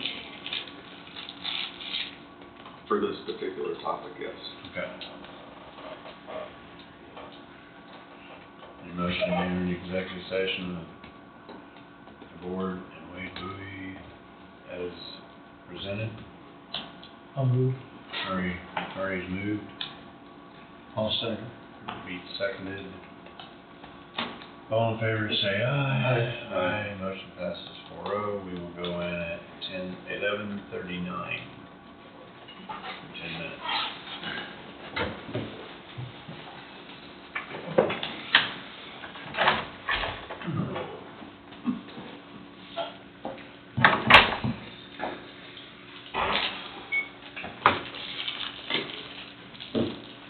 You're back. No action taken. Anything else, Wade? That's all I have. Steve? I'm good. What? Dawn? I'm in good shape. Mr. Thompson? I'm good. Casey? Angie did have an email from a planning board member that is going to be resigning. Yeah, there's one step. Yeah, we in there. passed that around. So she wanted to know if you wanted us to go ahead and advertise. I to- suppose we need to. Yes. And that is an at-large position, so there's no, It'd be nice to have them spread out around the area a It is little at bit. large. But yeah, it is nice. I think they all are at large, aren't they? But They all are, regardless, it'd be yeah. nice to spread it, keep But- one in that area. But we have one or two from each district that we realize it sits now, so. And that particular gentleman is from District 5. Yes. But you got 3 in District 5, so. 2 and 1, 1 and 2, 1 and 4. Do we have anybody 2 and, out in that area though, do we really? pardon me? We don't have anybody, I mean, I know we have people in District 5, but Yeah, you got 3. They're resigning, member being one of them. How many you got in two? Yeah. yeah, but what I mean is where they live at. We don't have anybody in the southwest Perry County. No. And I know this. You only got 1 and 2. There should be two. It's Craig Nickel and, it's Rustic. Right. Oh, So 6 and 2, they got listed as 5, so. He's coming right up. I cover all the river. Okay. Well, regardless, they Yeah. they don't live out in that But area. yeah, It's please all advertise. so- Okay.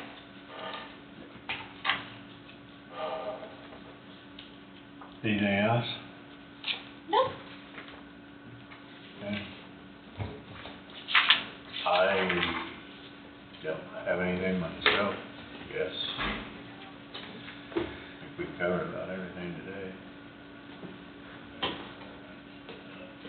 Digest some of this time clock stuff. Yeah. That's other department heads for ourselves. I guess, Yeah. I don't know. That being said, I guess you guys want a break for lunch and then come back? I'm gonna take a 10-minute break and then push on. I'm flexible either way. yeah, me too. These don't look too deep. Do they? We can take a, Yeah. If you part of 10-minute break and work from there. yeah, I was gonna say take a 10-minute break and go on. We'll do a 10-minute break, come back at 12:04. No, 12. Yeah. We use it, but you can't sign it. Mm-hmm. Perfect timing.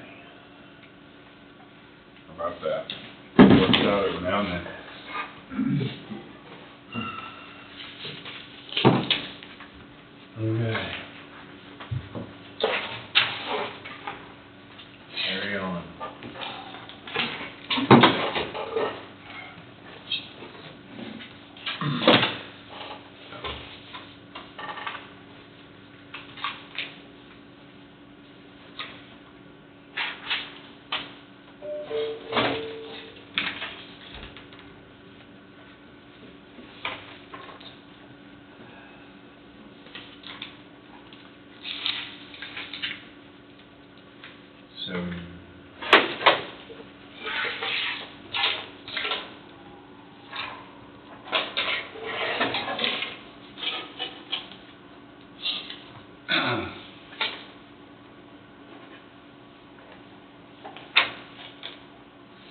I don't know, let me know. Okay, okay. It's one of these, you mean? Yes. It is.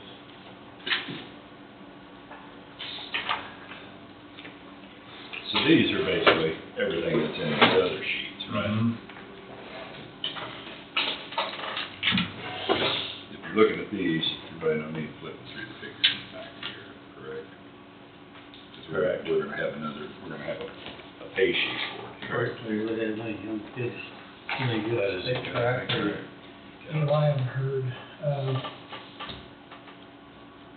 same way with this. I haven't heard right? those. Basically, We you're only gonna have get payroll, payroll. two in-state track. One got A lot of 13 them in his get event. positives. Uh-huh. I hadn't heard of it till that Saturday. it's fun to go out and watch. I didn't go this year, only had two kids. So, how's this work on, like, Jesse never initials these, right? He signs the Correct. checks, so That is you correct. don't need to. Correct. Correct.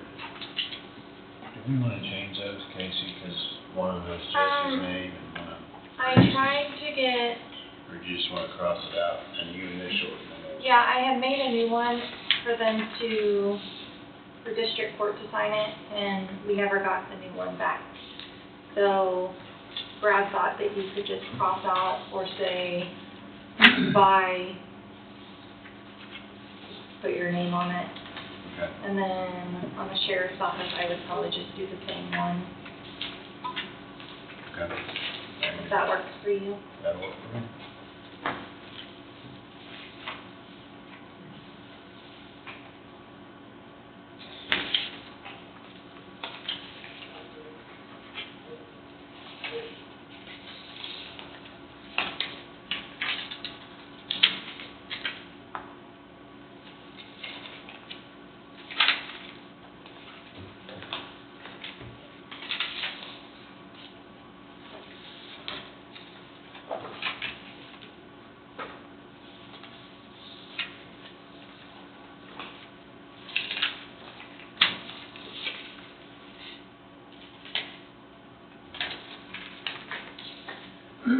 Just, you're just one place. Okay.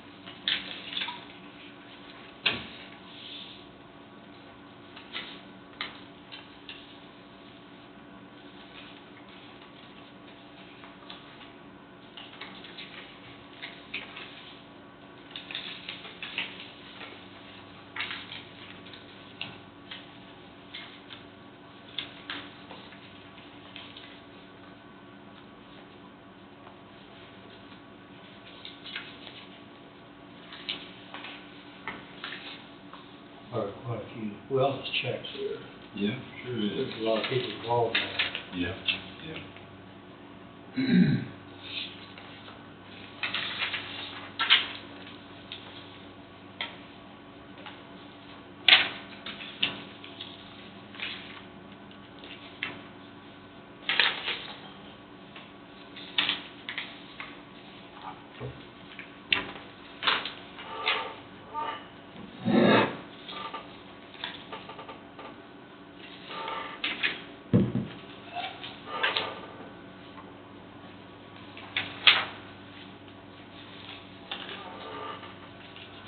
Hadn't heard from Jessica yet, Tom.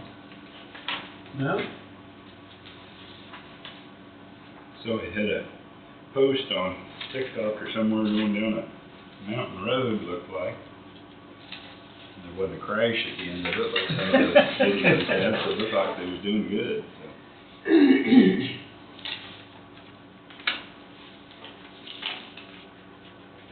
I don't know how big of a camp he's got. I don't know.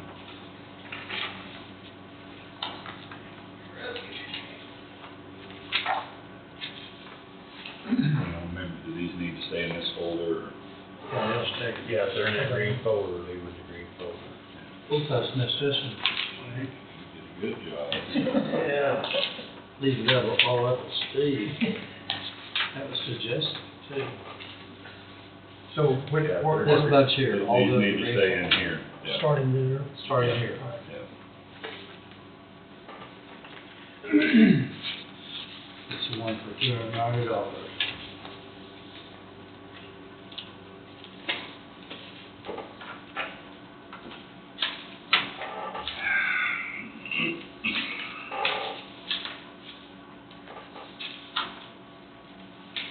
Didn't have this payroll fixed.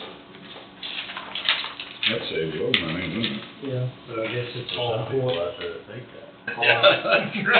all $160. They don't usually work too good for them in the end, though. All for it.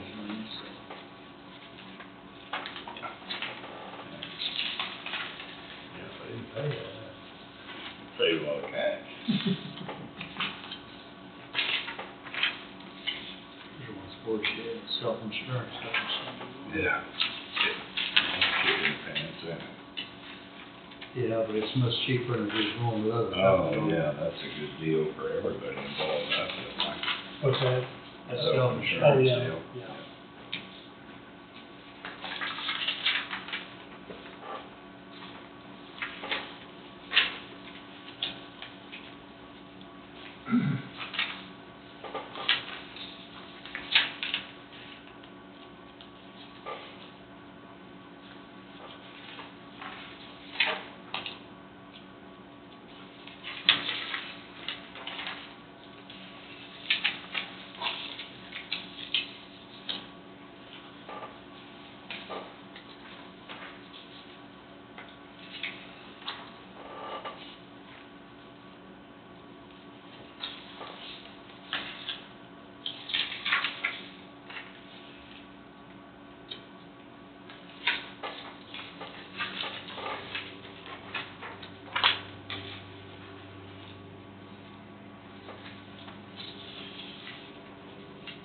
Sounds like they're starting to mow that grass out there. Boy, that grass really looked good this morning. There is. Standing up there about 3 or 4 inches There's a high. stand in there, isn't there? It done a good job. It That goes with that, yeah.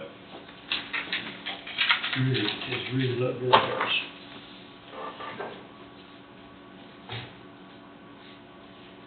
You want this one separate? Grab it.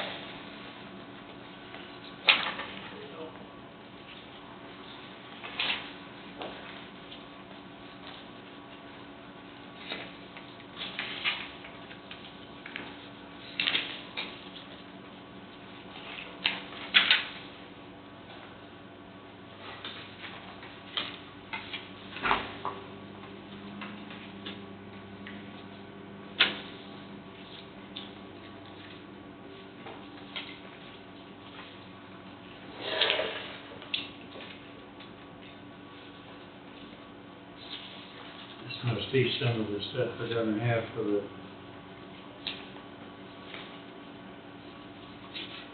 oh, I lost my train of thought, the sheriff's,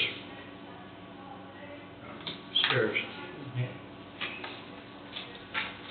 Cooling tower, light up Yoho, stress relief, football,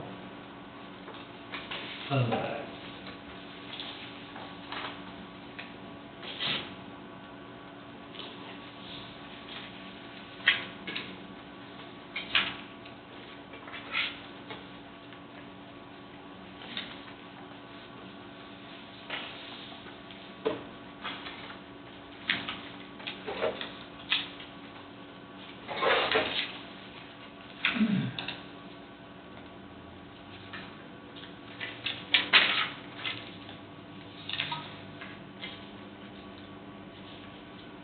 Four different deals. Yep.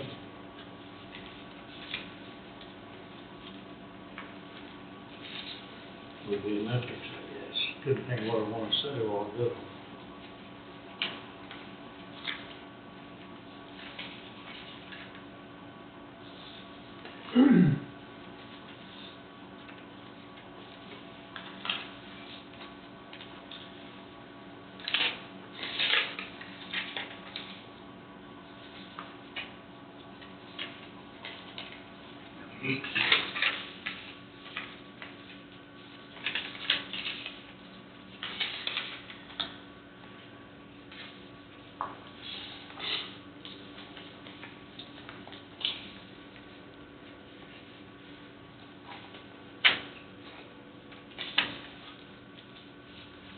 Tom, I know you're up there in Burlington all the time. There's one to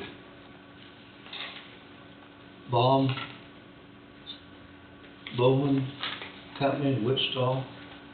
Senior planner, Russ Louis, 20 hours, $3,000. Mm-hmm. Heidi Harris signed off on that. You know what that might have been for? That's our consultant for the. I know it's a consultant. Okay, so she signs off on that directly. It comes through her department, I guess. That would, He's been at but the. she's got listed as courthouse general. Well, Probably needs to go in a different department, but it isn't like for that deal.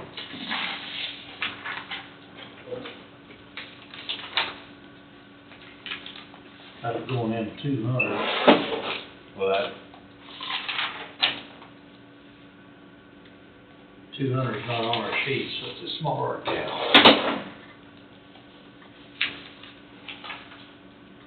well, I don't have a problem with taking it out of there right now because, I mean, he's Yeah. just basically a consultant for the planning board. Yeah. Until we do something different, that's probably just how they are running. Yeah. So that's, I think, is something else to add to that. Probably, yeah, I don't know. may need to be out of something else. but- Because he's going to be one that's going to be available to her whenever, is that right? The way I understand it. Yes, but It already again, has he's, been. he's not just here for the solar deal, he's here for any Whatever. and all the above, especially when it comes to the chips, SSM, Yes. several other things. No, that's what I was, Yeah. But he has been at the last two planning board meetings. The last one, good grief, I didn't get out of there till 10 o'clock. oh, wow. Yeah. I stayed to the end and listened. And that's one thing I've been trying to convey to some people is that these regs, the regulations that they're trying to get in place are not just for this particular project, it's a countywide regulation. And one thing I did find out after conversing with some other people is that although they're leasing, and I'm just gonna use a round number of 100 acres, they're gonna lease 100 acres, that don't mean they're using 100 acres, they may only use 60. Right. So therefore, the lease is actually written for 100, but there's only 60 usable acres to them. So this 8,000 2,000 acres is more like 5,500, 6,000, it's not 8,000. If that much, if, Yeah, from the way I'm understanding it. So with that being said, I haven't had a conversation with anybody on the zoning board. Does it need to be in the regulations that, is it usable or fenced?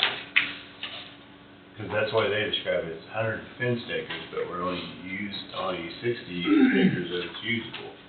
So does the regulations need to say fenced or usable? and that's another, I mean, I've got another question, is that, like on the zoning, is that going to be zoned A, or will it be zoned commercial?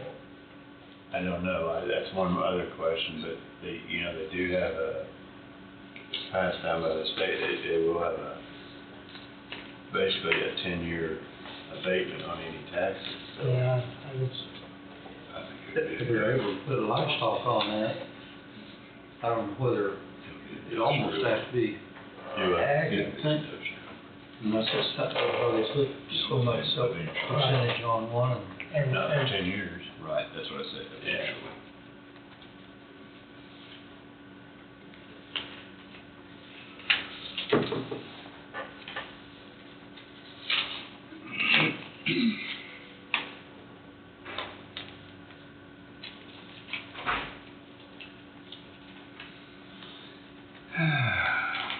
It's pretty expensive, subscription.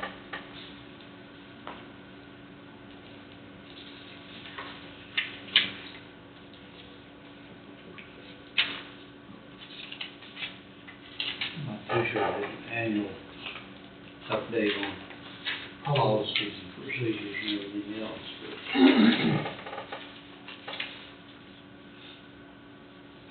but. Or whether you probably read that Burlington paper, city council is the amphitheater, is Burlington entertaining that? They have an individual, I took it, that's A private individual. private individual. Sound like, which is great. sound like a private individual and the Right. city of Burlington be behind it. That would be most excellent. There must be a lot of hope in that, Well, where that's we work. good for them. Yeah, I'd love to see it.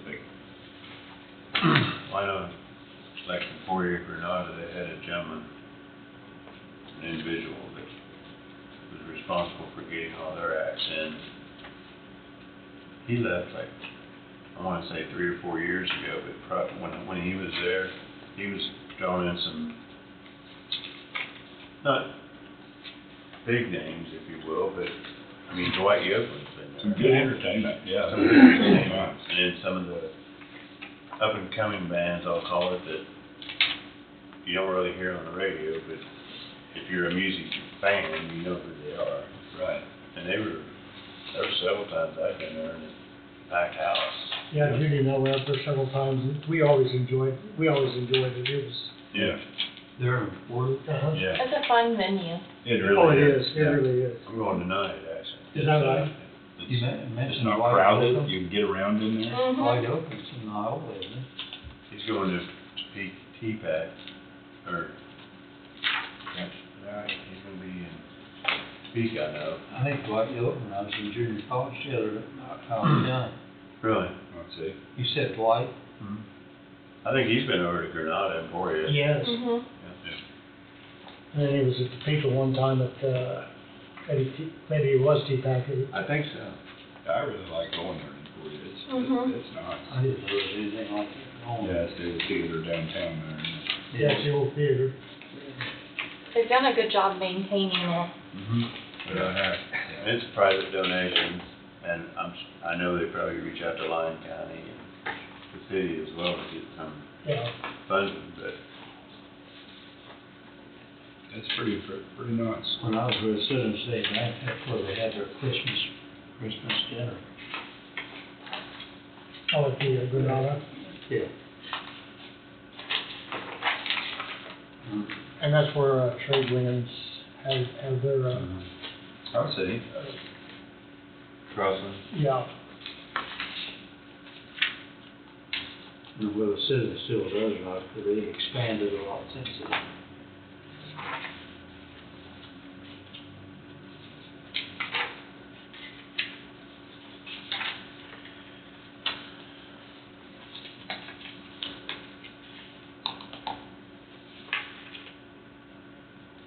Did you have a good weekend? Yeah, we went down to the sand dunes. No, did you? Yeah, we took our dog for the first time. She did surprisingly well for still being a pup. She's saying certified now. Yeah. She is, huh? She doesn't ride in the side-by-side, because she doesn't really like the noise The of noise. them, but, I see. well, I seen a caravan of four-wheelers, razors and whatnot headed south. mhm. I just assumed that's where they were headed. Yeah, it was busy. But luckily, most of the big storms missed That's where we true. were at. We got a little bit of hail, but nothing significant. Good.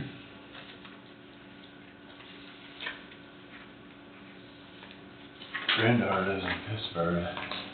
Where night the storm's coming through, she was up till like 1 o'clock in the morning, just waiting because they don't have a basement or a freezer. Just 2 dogs and 15 birds. Oh my gosh. She'd be making a few trips if she did have a basement going I know, down right? there.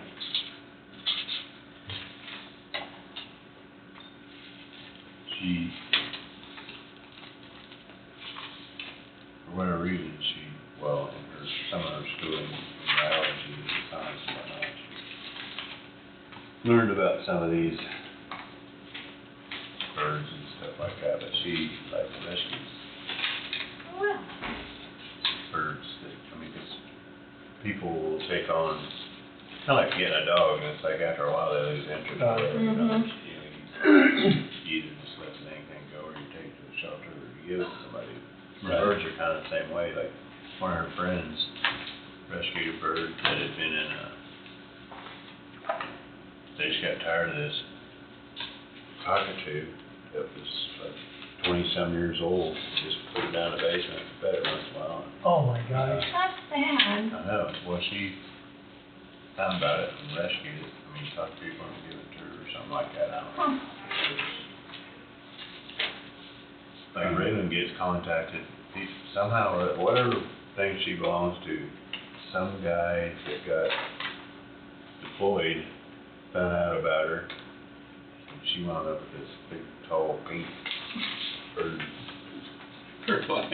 So I'll come get it when I get back, Well, but if I don't make it back or whatever, it's yours, stuff like that, just Yeah. all the time. Crazy. Huh. Well, I just don't have any tolerance for people that aren't responsible for animals. That's just cruel. yeah, BTK's individual rather than dog. You know, that if you can't take care of it, I'll keep have you. decency to put it down or whatever, or find a home for it, but taking them out, dumping them, seeing if they can starve to death. Oh, find yeah, that's somewhere horrible. that That's really horrible. makes me mad. You gotta have a license to drive and hunt. Yeah.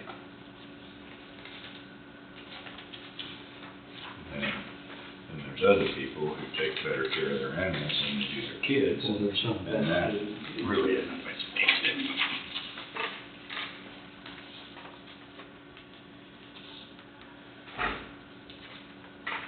I've got this bird dog.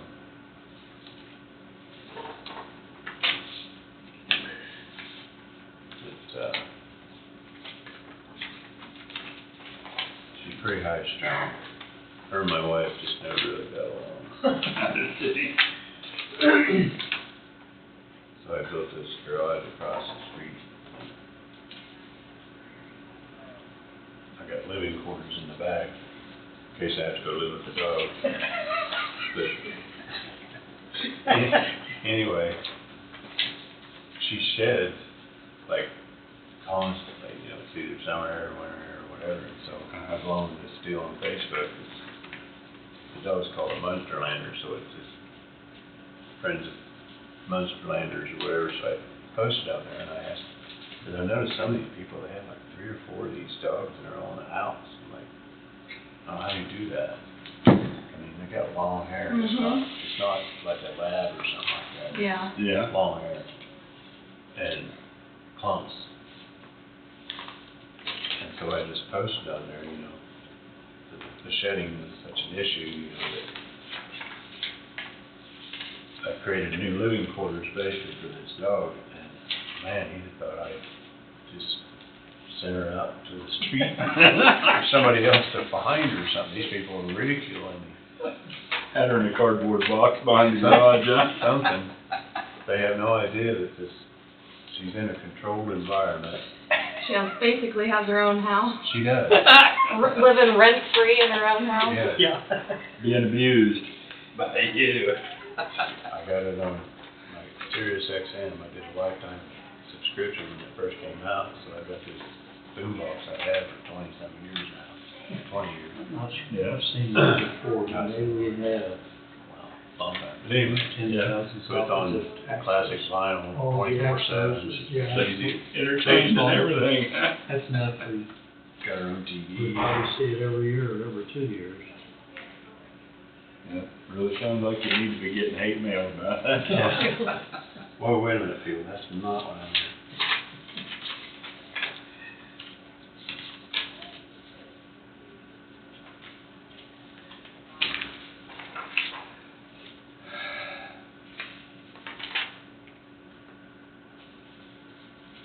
Yeah, you go there, because when I put the central heat and air in for the living quarters, I just had to put a vent that shoots out in the garage, so you go in on the hottest days, it's like,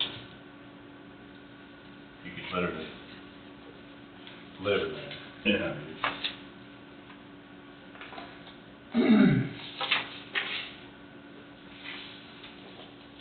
Doggy heaven. You do not know the lengths I go to for this animal.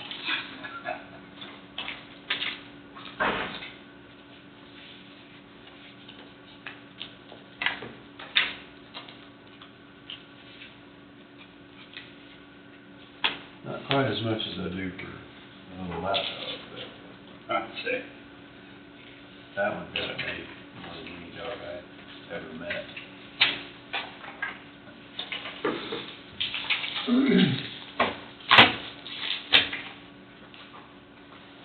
Or I've ever had, I should say. Right, right.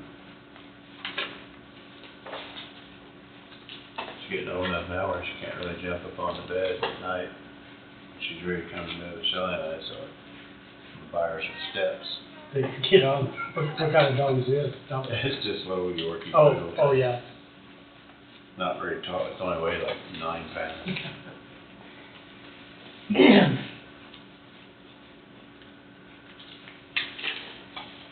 Yeah, I've got a little Morkie. She was Jude's dog. And where Judy was, why she was. Uh-huh. Now when we go to bed, it's amazing how much room those little poops take. I mean, she's Keep only, moving over on you. yeah, she does. She's like 8 or 9 pounds. Yeah, you're on the edge of the bed. Yeah, that's exactly right. Yeah, same place, same thing in my house. It's just part of Yeah, life. yeah. That's how our dog is, but she's 82 pounds. Oh, she's and a like, little Right. she likes to lay in between people, and so we're both on the edge of the bed, and she's just nice and Stretched out, comfortable. Head on usually Eric's pillow.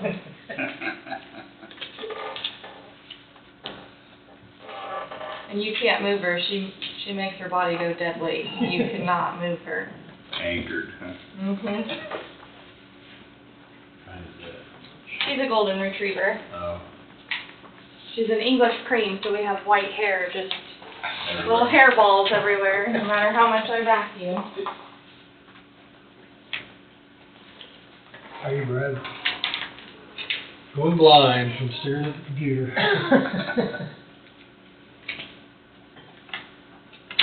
that what they said, Carl?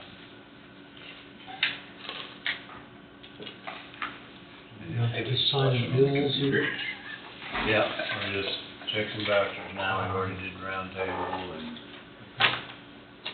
the regular meeting is kinda over with.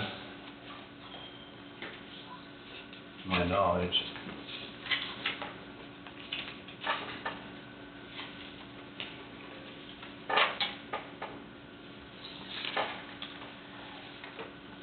I don't know what it is about me, but I cannot sign the same way twice almost anymore.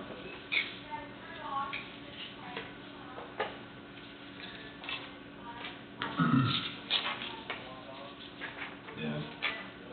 I thought when you signed a whole bunch of things, maybe it'd get better, but mine just gets worse. You just in a bigger hurry than you were before. Yeah. And generally, when I start out, well, it's legible. By the time I end up, why, it's Getting pretty sketchy. it's getting pretty sketchy.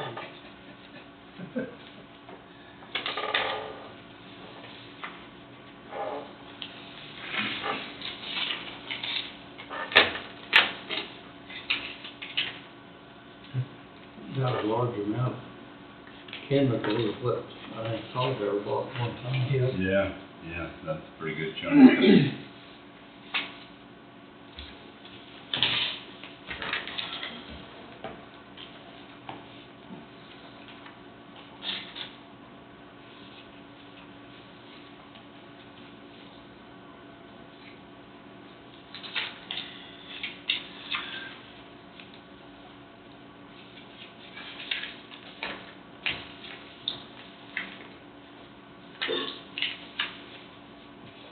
And I'm about ready to draw a straight line, I know that. Do the same thing, don't it?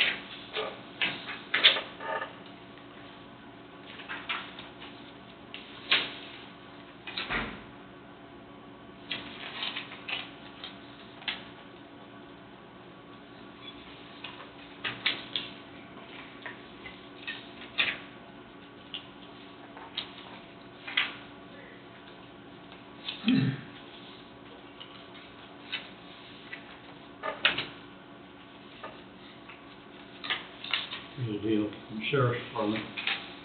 I'm not questioning the payment, but 9-foot stop stick kit with tray. $500. What in the world that is?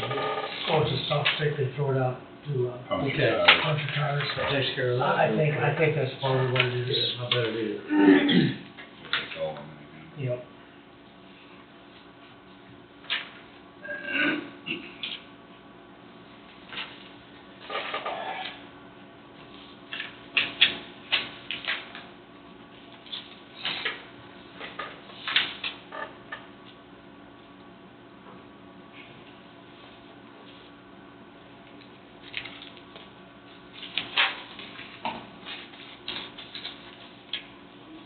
I'm starting to lean fall over. It is. Pass that basket. Yeah, you corral them if you want to, Steve.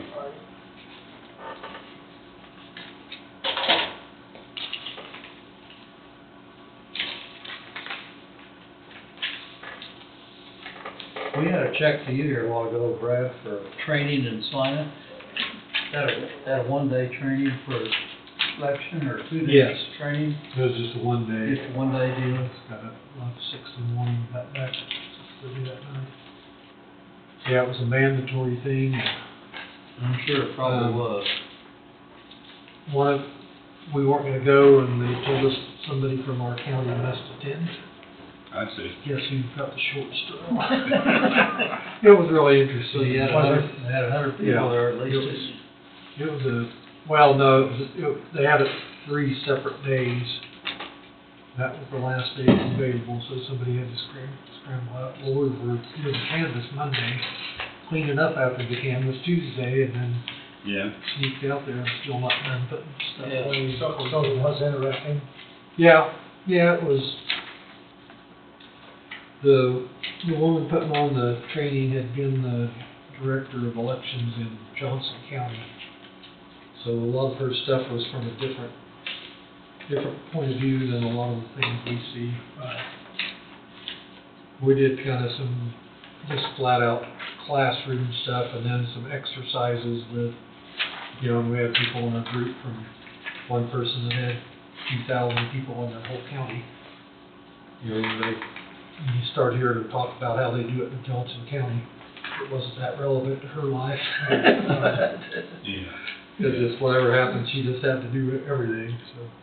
That's what I found on some of them KAC meetings, it's like I said, on some of those things, it's like, you know, some of those issues that they have to deal with, you know, the less fortunate counties, I'll put it that way. I don't know where that from. Yeah, you know. Yeah, like that. It probably still could have been a Zoom meeting. Yeah, like that. Visiting with one Cut of the our. drive out, but Yeah. they won't listen to that idea. Anyways, it was not a dream come true, but it was a productive time, at least part of it. Yeah. Learned that years ago from old boards. If you go to continuing education, you just gotta, there's always gonna be 2 or 3 nuggets in there, and you just gotta make sure you're awake when they pop up. Right, right. And generally, at those type of meetings, you do pick up new stuff.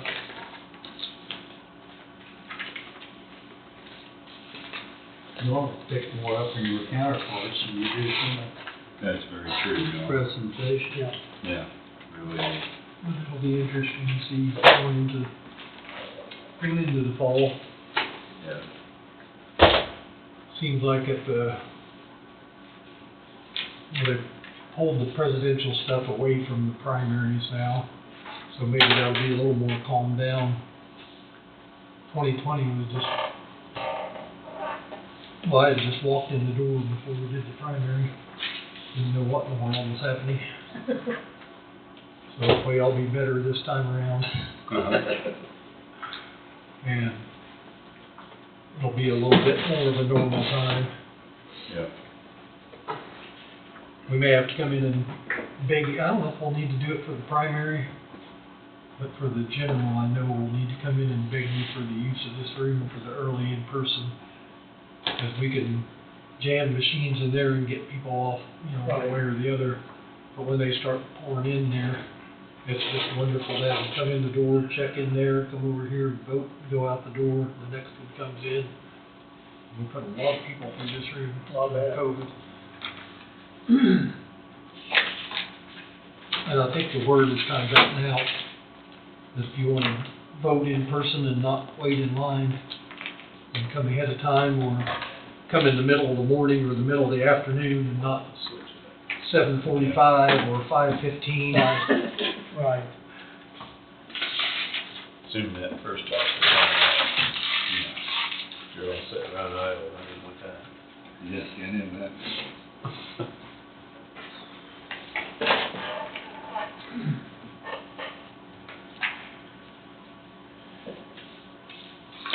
You know, Don, I was gonna turn in my lunch, but the Cozy Inn doesn't give receipts. We can take up the collection. I paid for that lunch twice. Once at the cash register, once walking back to the meeting.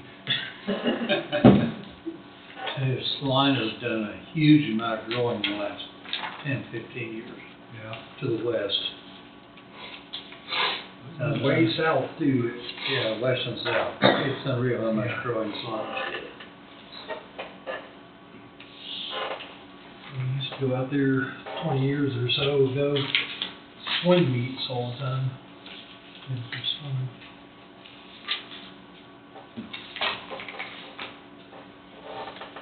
But they've got the downtown where it's pretty nice, it's pretty walkable, and I haven't been downtown Sonic for a long time.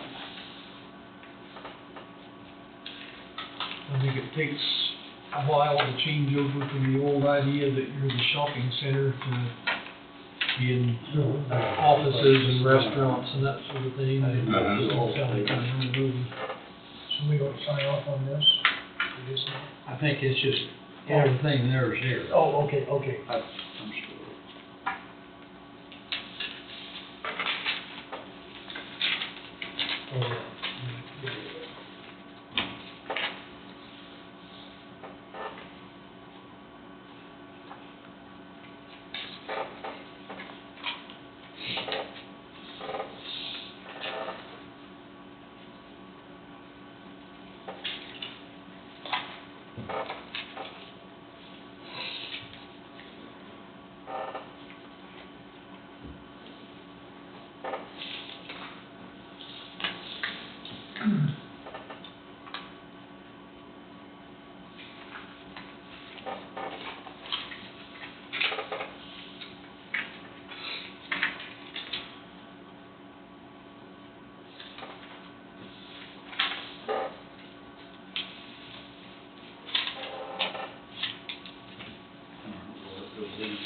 Taking the show when it gets to, I guess.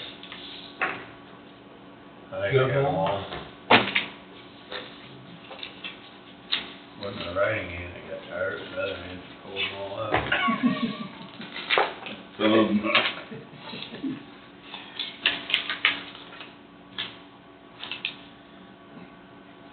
If I get any more updates on the, I went to Texas and dropped my wife off and swapped cars with my daughter. She lived down there, does she? Went down the grapevine. Still a tree on the west side of her house between her and the neighbor. I hope it's the neighbor's tree.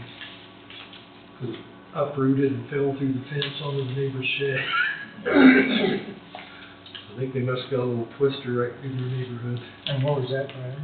Grapevine, Texas, and they're just west of the DFW airport. My son in Dentonville, Arkansas had trees tore up, laid on his yard fence, and lots of people out of power down there and damage and everything too. There's been a lot of those. That, We're pretty lucky, to get started. we have been so far. As a whole. Yeah, that's right. First thing about that is that was a big old live oak tree. And it was directly west of her house there to where it blocked that afternoon sun. Yeah. So might need to add another air conditioning unit. Yeah, you don't get to pick the ones that get blowed over, do you? So we saw on the way down, The article I read last night, through that whole area, is 15 people get killed. one from the same time, the same night that one hit, Arnoldville, that little town down there. It must have hit, I can't remember the name of the town, almost down in Texas, south of Ardmore. I saw, there was a billboard on a big post, and that post had snapped off. And I thought, wow, that had to have been a wind. And then we get about another quarter mile, there's a Dollar Tree distribution center, there's about a third of it's gone. So it was blowing, wasn't it? Yeah, they said that one got an F4 Marietta. Yeah, Really calling some 60 and 80 mile an hour wind, but we had some pretty good wind, but I don't think it ever got over 40. And it was pretty good there for a while. And on Saturday, there was north of Denton, a little town called Valley View. My daughter got married out in the country out by there. And one came in there, and there's a big travel center there, kind of right, not a truck stop, it's more of a lake stop. There's a lake there, and it's the main road off of the interstate to the state park. So it was a place for all, fishing supplies and food and clothes and all that stuff. And it just got destroyed.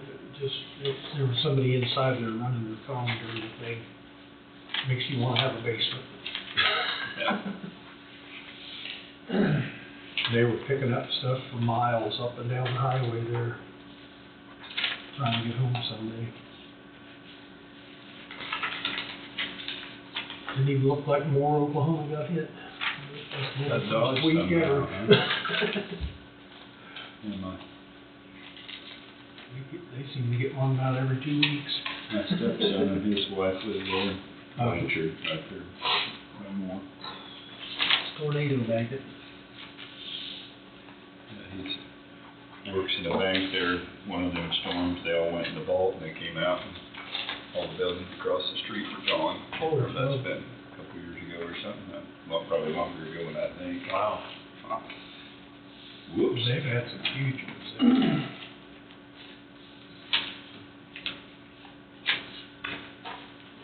It's been less than 10 years when that, right at it, when it hit the schools there, during the school day. We didn't do so much repair at Foley and Martin Tractor, we wouldn't spend quite as much money. I could buy more new stuff from them, Yeah. if we didn't have to buy so many parts. Yeah. Boy, that's part of it. Yeah. We're lucky we got some good guys that work on stuff here that saves us So we a know bunch where of to money. get away from it. Yeah, you know, if we didn't have our capable mechanics here, boy, what we'd be paying to get it all hauled there. I had a customer, had quite a few hogs. He kept on telling me, he said, McCray, if I didn't have to pay the feed bill, I could make some money on these hogs. That would be a major factor. Yeah, well, yeah. Was you insinuating you're gonna stop making? No, well, he never did quit feeding hogs. Tractor Fork was pretty good size. Yeah, they were. We hauled them, you probably hauled them, too. We hauled them. No, you guys hauled, you guys had that. Buffalo feed. Is it still in operation? No, Anything that's all? buildings, but they don't have any hogs out there anymore. I went there a senior year. Did you? Yep. At Trico? Yep. Oh, we don't. We get out of school at like noon or 1 or something like that. The guy over there went till 5 or 6. What year did you graduate? 76. 76.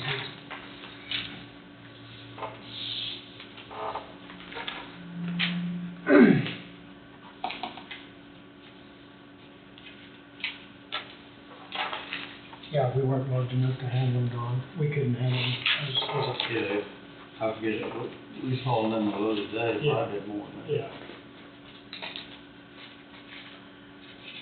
The Brook Brothers, they have hogs there at one time, after Trico. Well, they did with that, there was Burkdall and 2 or 3 other land pieces that went together.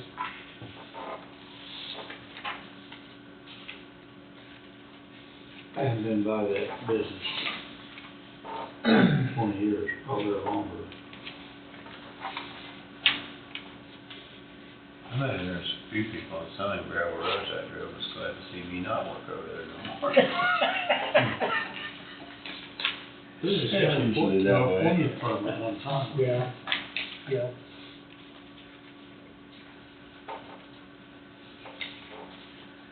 Well, Doug and Tracy Henry worked out there for several years. Doug managed that. Yeah. Mike Croucher was involved. I knew Mike quite well. Yeah. I knew Mike and Kelly's dad, Sam. can't think of his dad, Sam. Sam. We done a lot of work for Sam. A lot of fertilizer, a lot of cattle. Yeah. They farmed quite a bit. Does Mike farm as much as they used to? No, I haven't seen Mike for a long time. I haven't either. I think Mike pulled back. I haven't. Sam and his wife, they're probably both gone. I'm sure they are.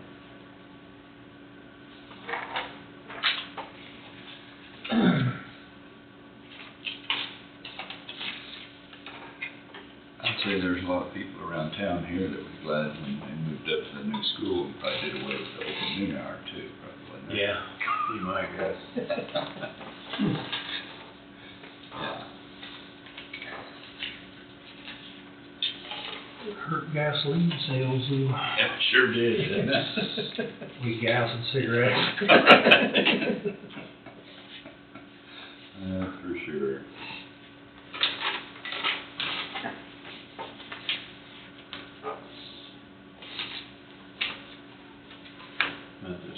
probably glad to see it. Yeah. Had black marks all around it. Block there and. Cigarette butt. Black marks.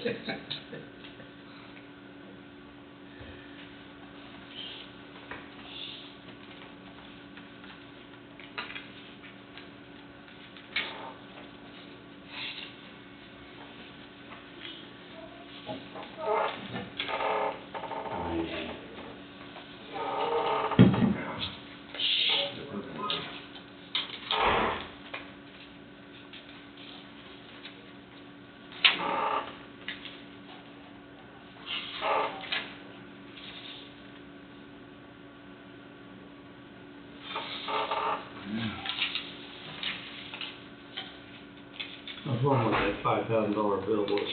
There's that magnesium floor. Oh, okay. Several loads of it. 2, 4, 5, 6, 8 loads. Yeah. But I guess we recover all that, or begin to. Yeah. That's it.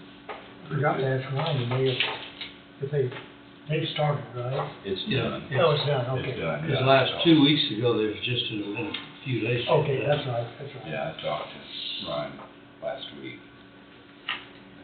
Everything went better this year, didn't it? Yeah, had a lot better weather and got started quicker. Yeah.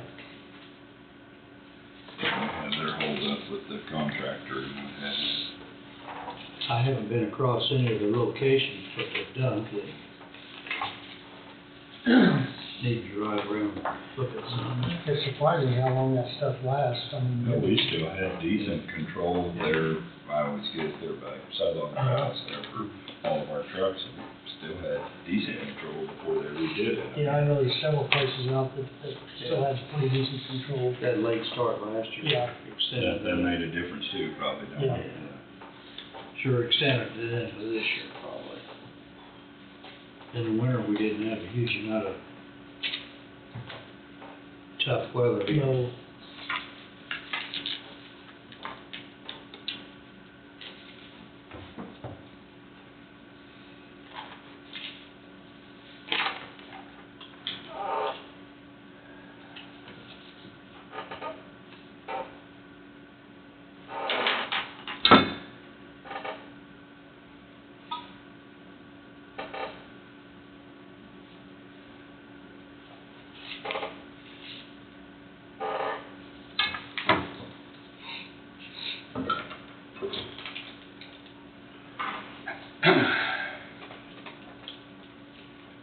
Road and Bridge. Road and Bridge invoice was somewhere less.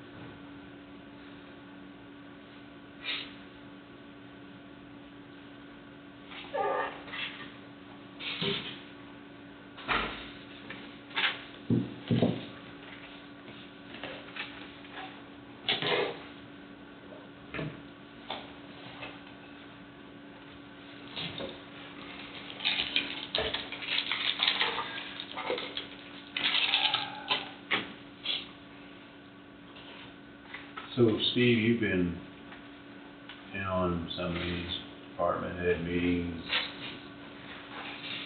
the time clock thing, is it an issue kind of for all departments, or is it isolated? No, Road and Bridge, Sheriff, Wade, even the Health Department somewhat. And I think the Health Department is, and she may, I hate to speak for her, I think she's making it work very well.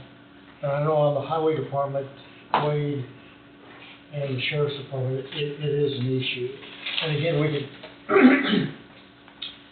we could speak to, Angie Strager, I think, is, you know, we could certainly speak with her and she could tell us how they're getting along. But it's not just one department thing, it's, and really, these folks have really tried to make it work, Tom. I truly believe that if it's strictly an 8 to 5 thing, I think it works great. But any of the departments that have different schedules, you know, that's where it's causing some problems. They've got much variance on that, It becomes an issue, and the time frame concerning, I knew that Adam had spent a lot of time, and again, they haven't necessarily complained or anything, they've tried their very best to make it work. But it is an issue. So, Sheriff's Department, they haven't said anything. Well, That yeah. I'm aware of. But Angie, I think, takes care of all They've that. had issues with they've got issues with it, but they're sort of like Road and Bridge, they've tried to make it work, they've just tried to make it work. They had more odd hours than Road and Bridge did. Yeah. Called in on. But Road and Bridge, where they've got, there's so many working parts there.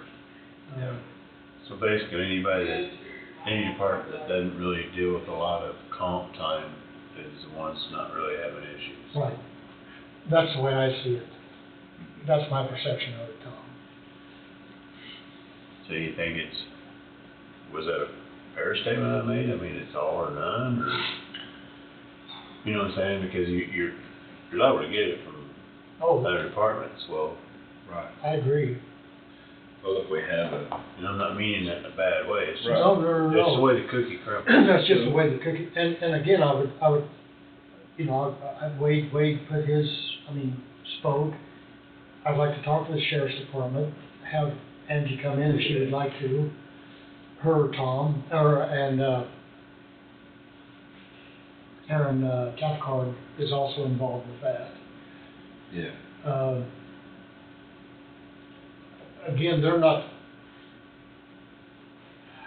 they've had issues. I've heard there's been issues, but I've heard, like you said, everybody's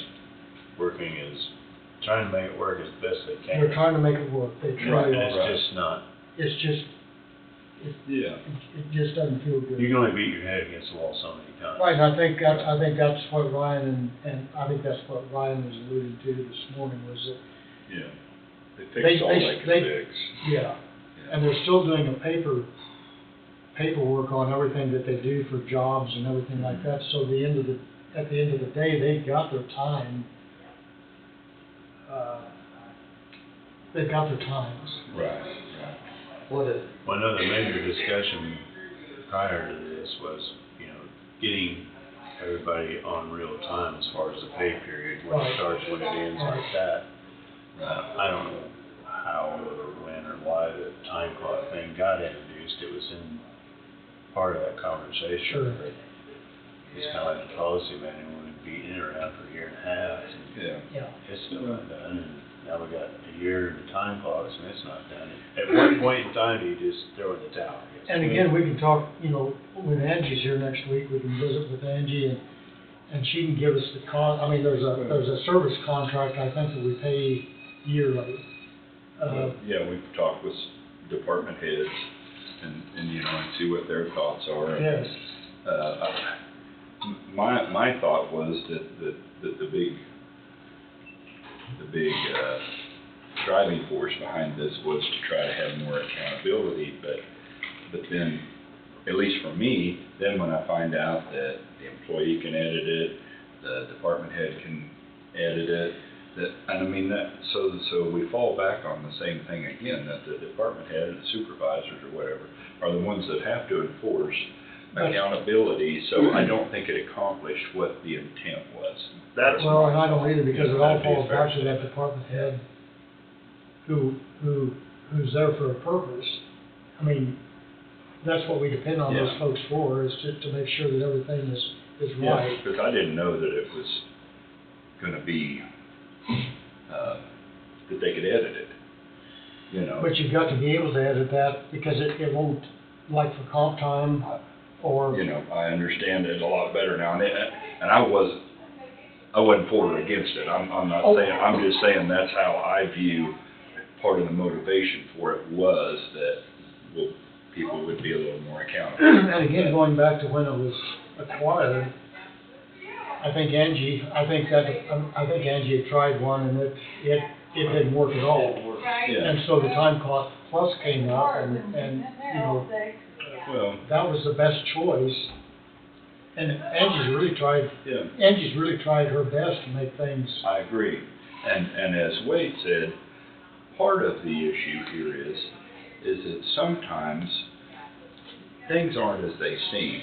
When somebody's walking in at 9 o'clock in the morning, or whatever, then there may very well be a good explanation for that. Oh, yeah. You know, so some of that, it's, you know, when you or I get a call that, what's the deal with that? Well, maybe there's a good reason, you know. And again, I made the statement before that until you sit in that office of that department for a week, 5-6 hours a day, you don't.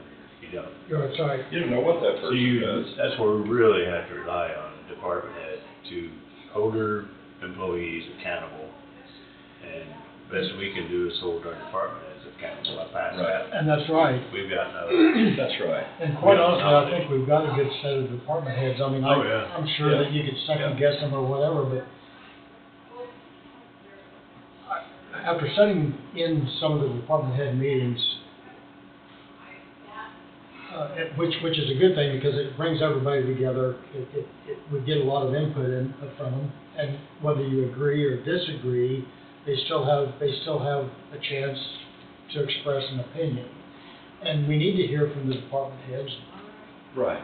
And I guess my point is that we've got a good set of department heads, right? Yeah. And I guess. Makes it as good as it's ever been. Yeah. Well, I guess my thought is that, you know, I had involvement to this, maybe not at the very beginning of it, I don't recall when it all started, but I'm not. Probably started 3 years ago, it's been back.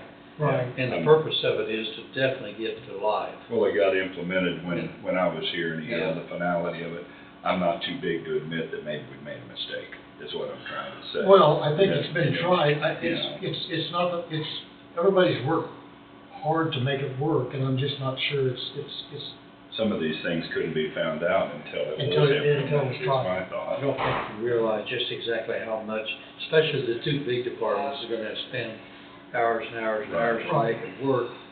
Is the final step is the one that gets it to life? And if it is. Well, and I don't think, and again. Wage and hour, you've got to get to where you're right on it. Yeah. Right, and that's. To the point. Is this the right company to be working with? I'm not sure that we need to be working with, Well, we can be paid on real time without having a time clock system, electric. I'm not sure that's the right, I'm not sure that means wage and hour, if you ever get an audit, but I could be wrong on that too. I've been through a wage and hour audit, which has been 40 plus years ago, and you want to stay away from a wage and hour audit, you keep from it. But maybe we don't have to go to this step, but the to meet that too, I don't know. The purpose from. Nobody else does, but you don't necessarily have to have a time clock, digital time clock thing. They haven't had one forever. Yeah, but I mean, to be legal, I would see no reason. But I think that was real time. I think that had to do with. Yeah, right, and we need to be on real time. I think that's where the. And that's what's been accomplished, right. yeah. Does it take this to get the real time? No, because you can take a regular time clock in and clock out or whatever. It's the same information. It's the same information, and so that department head is going to go over those time cards or whatever it may be, and tweak whatever needs to be tweaked at that time. Yep. Oh, that's the way we did. Right. Time clock's all we ever used there. Yeah, and then at the pay period, then you go through and if you needed to make adjustments, you make adjustments, sign off on it, and just go out. I mean, that's.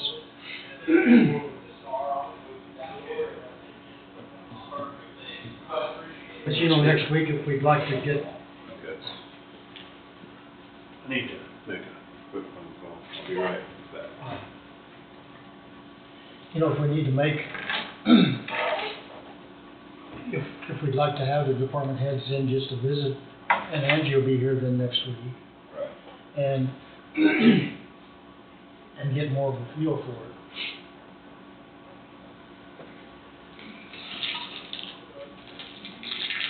I guess I'm gonna be looking for a bid for some of those departments in order to retain it, is my thought. If there's, Say that if again. there's not a benefit Oh, to right. anybody, then Right. If,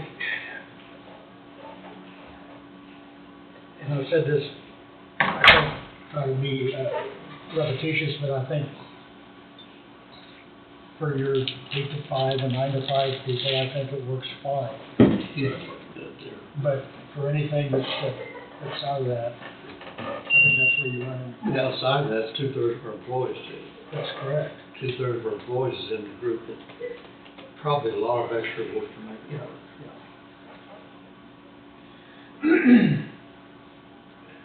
Anybody got anything else they wanna add for today? I'm good. I'm good, Tom. Yeah. Today went well. Yep. Well, so far anyway. Yeah. Well, we will adjourn at 1:12. Daylight savings. Ta-da.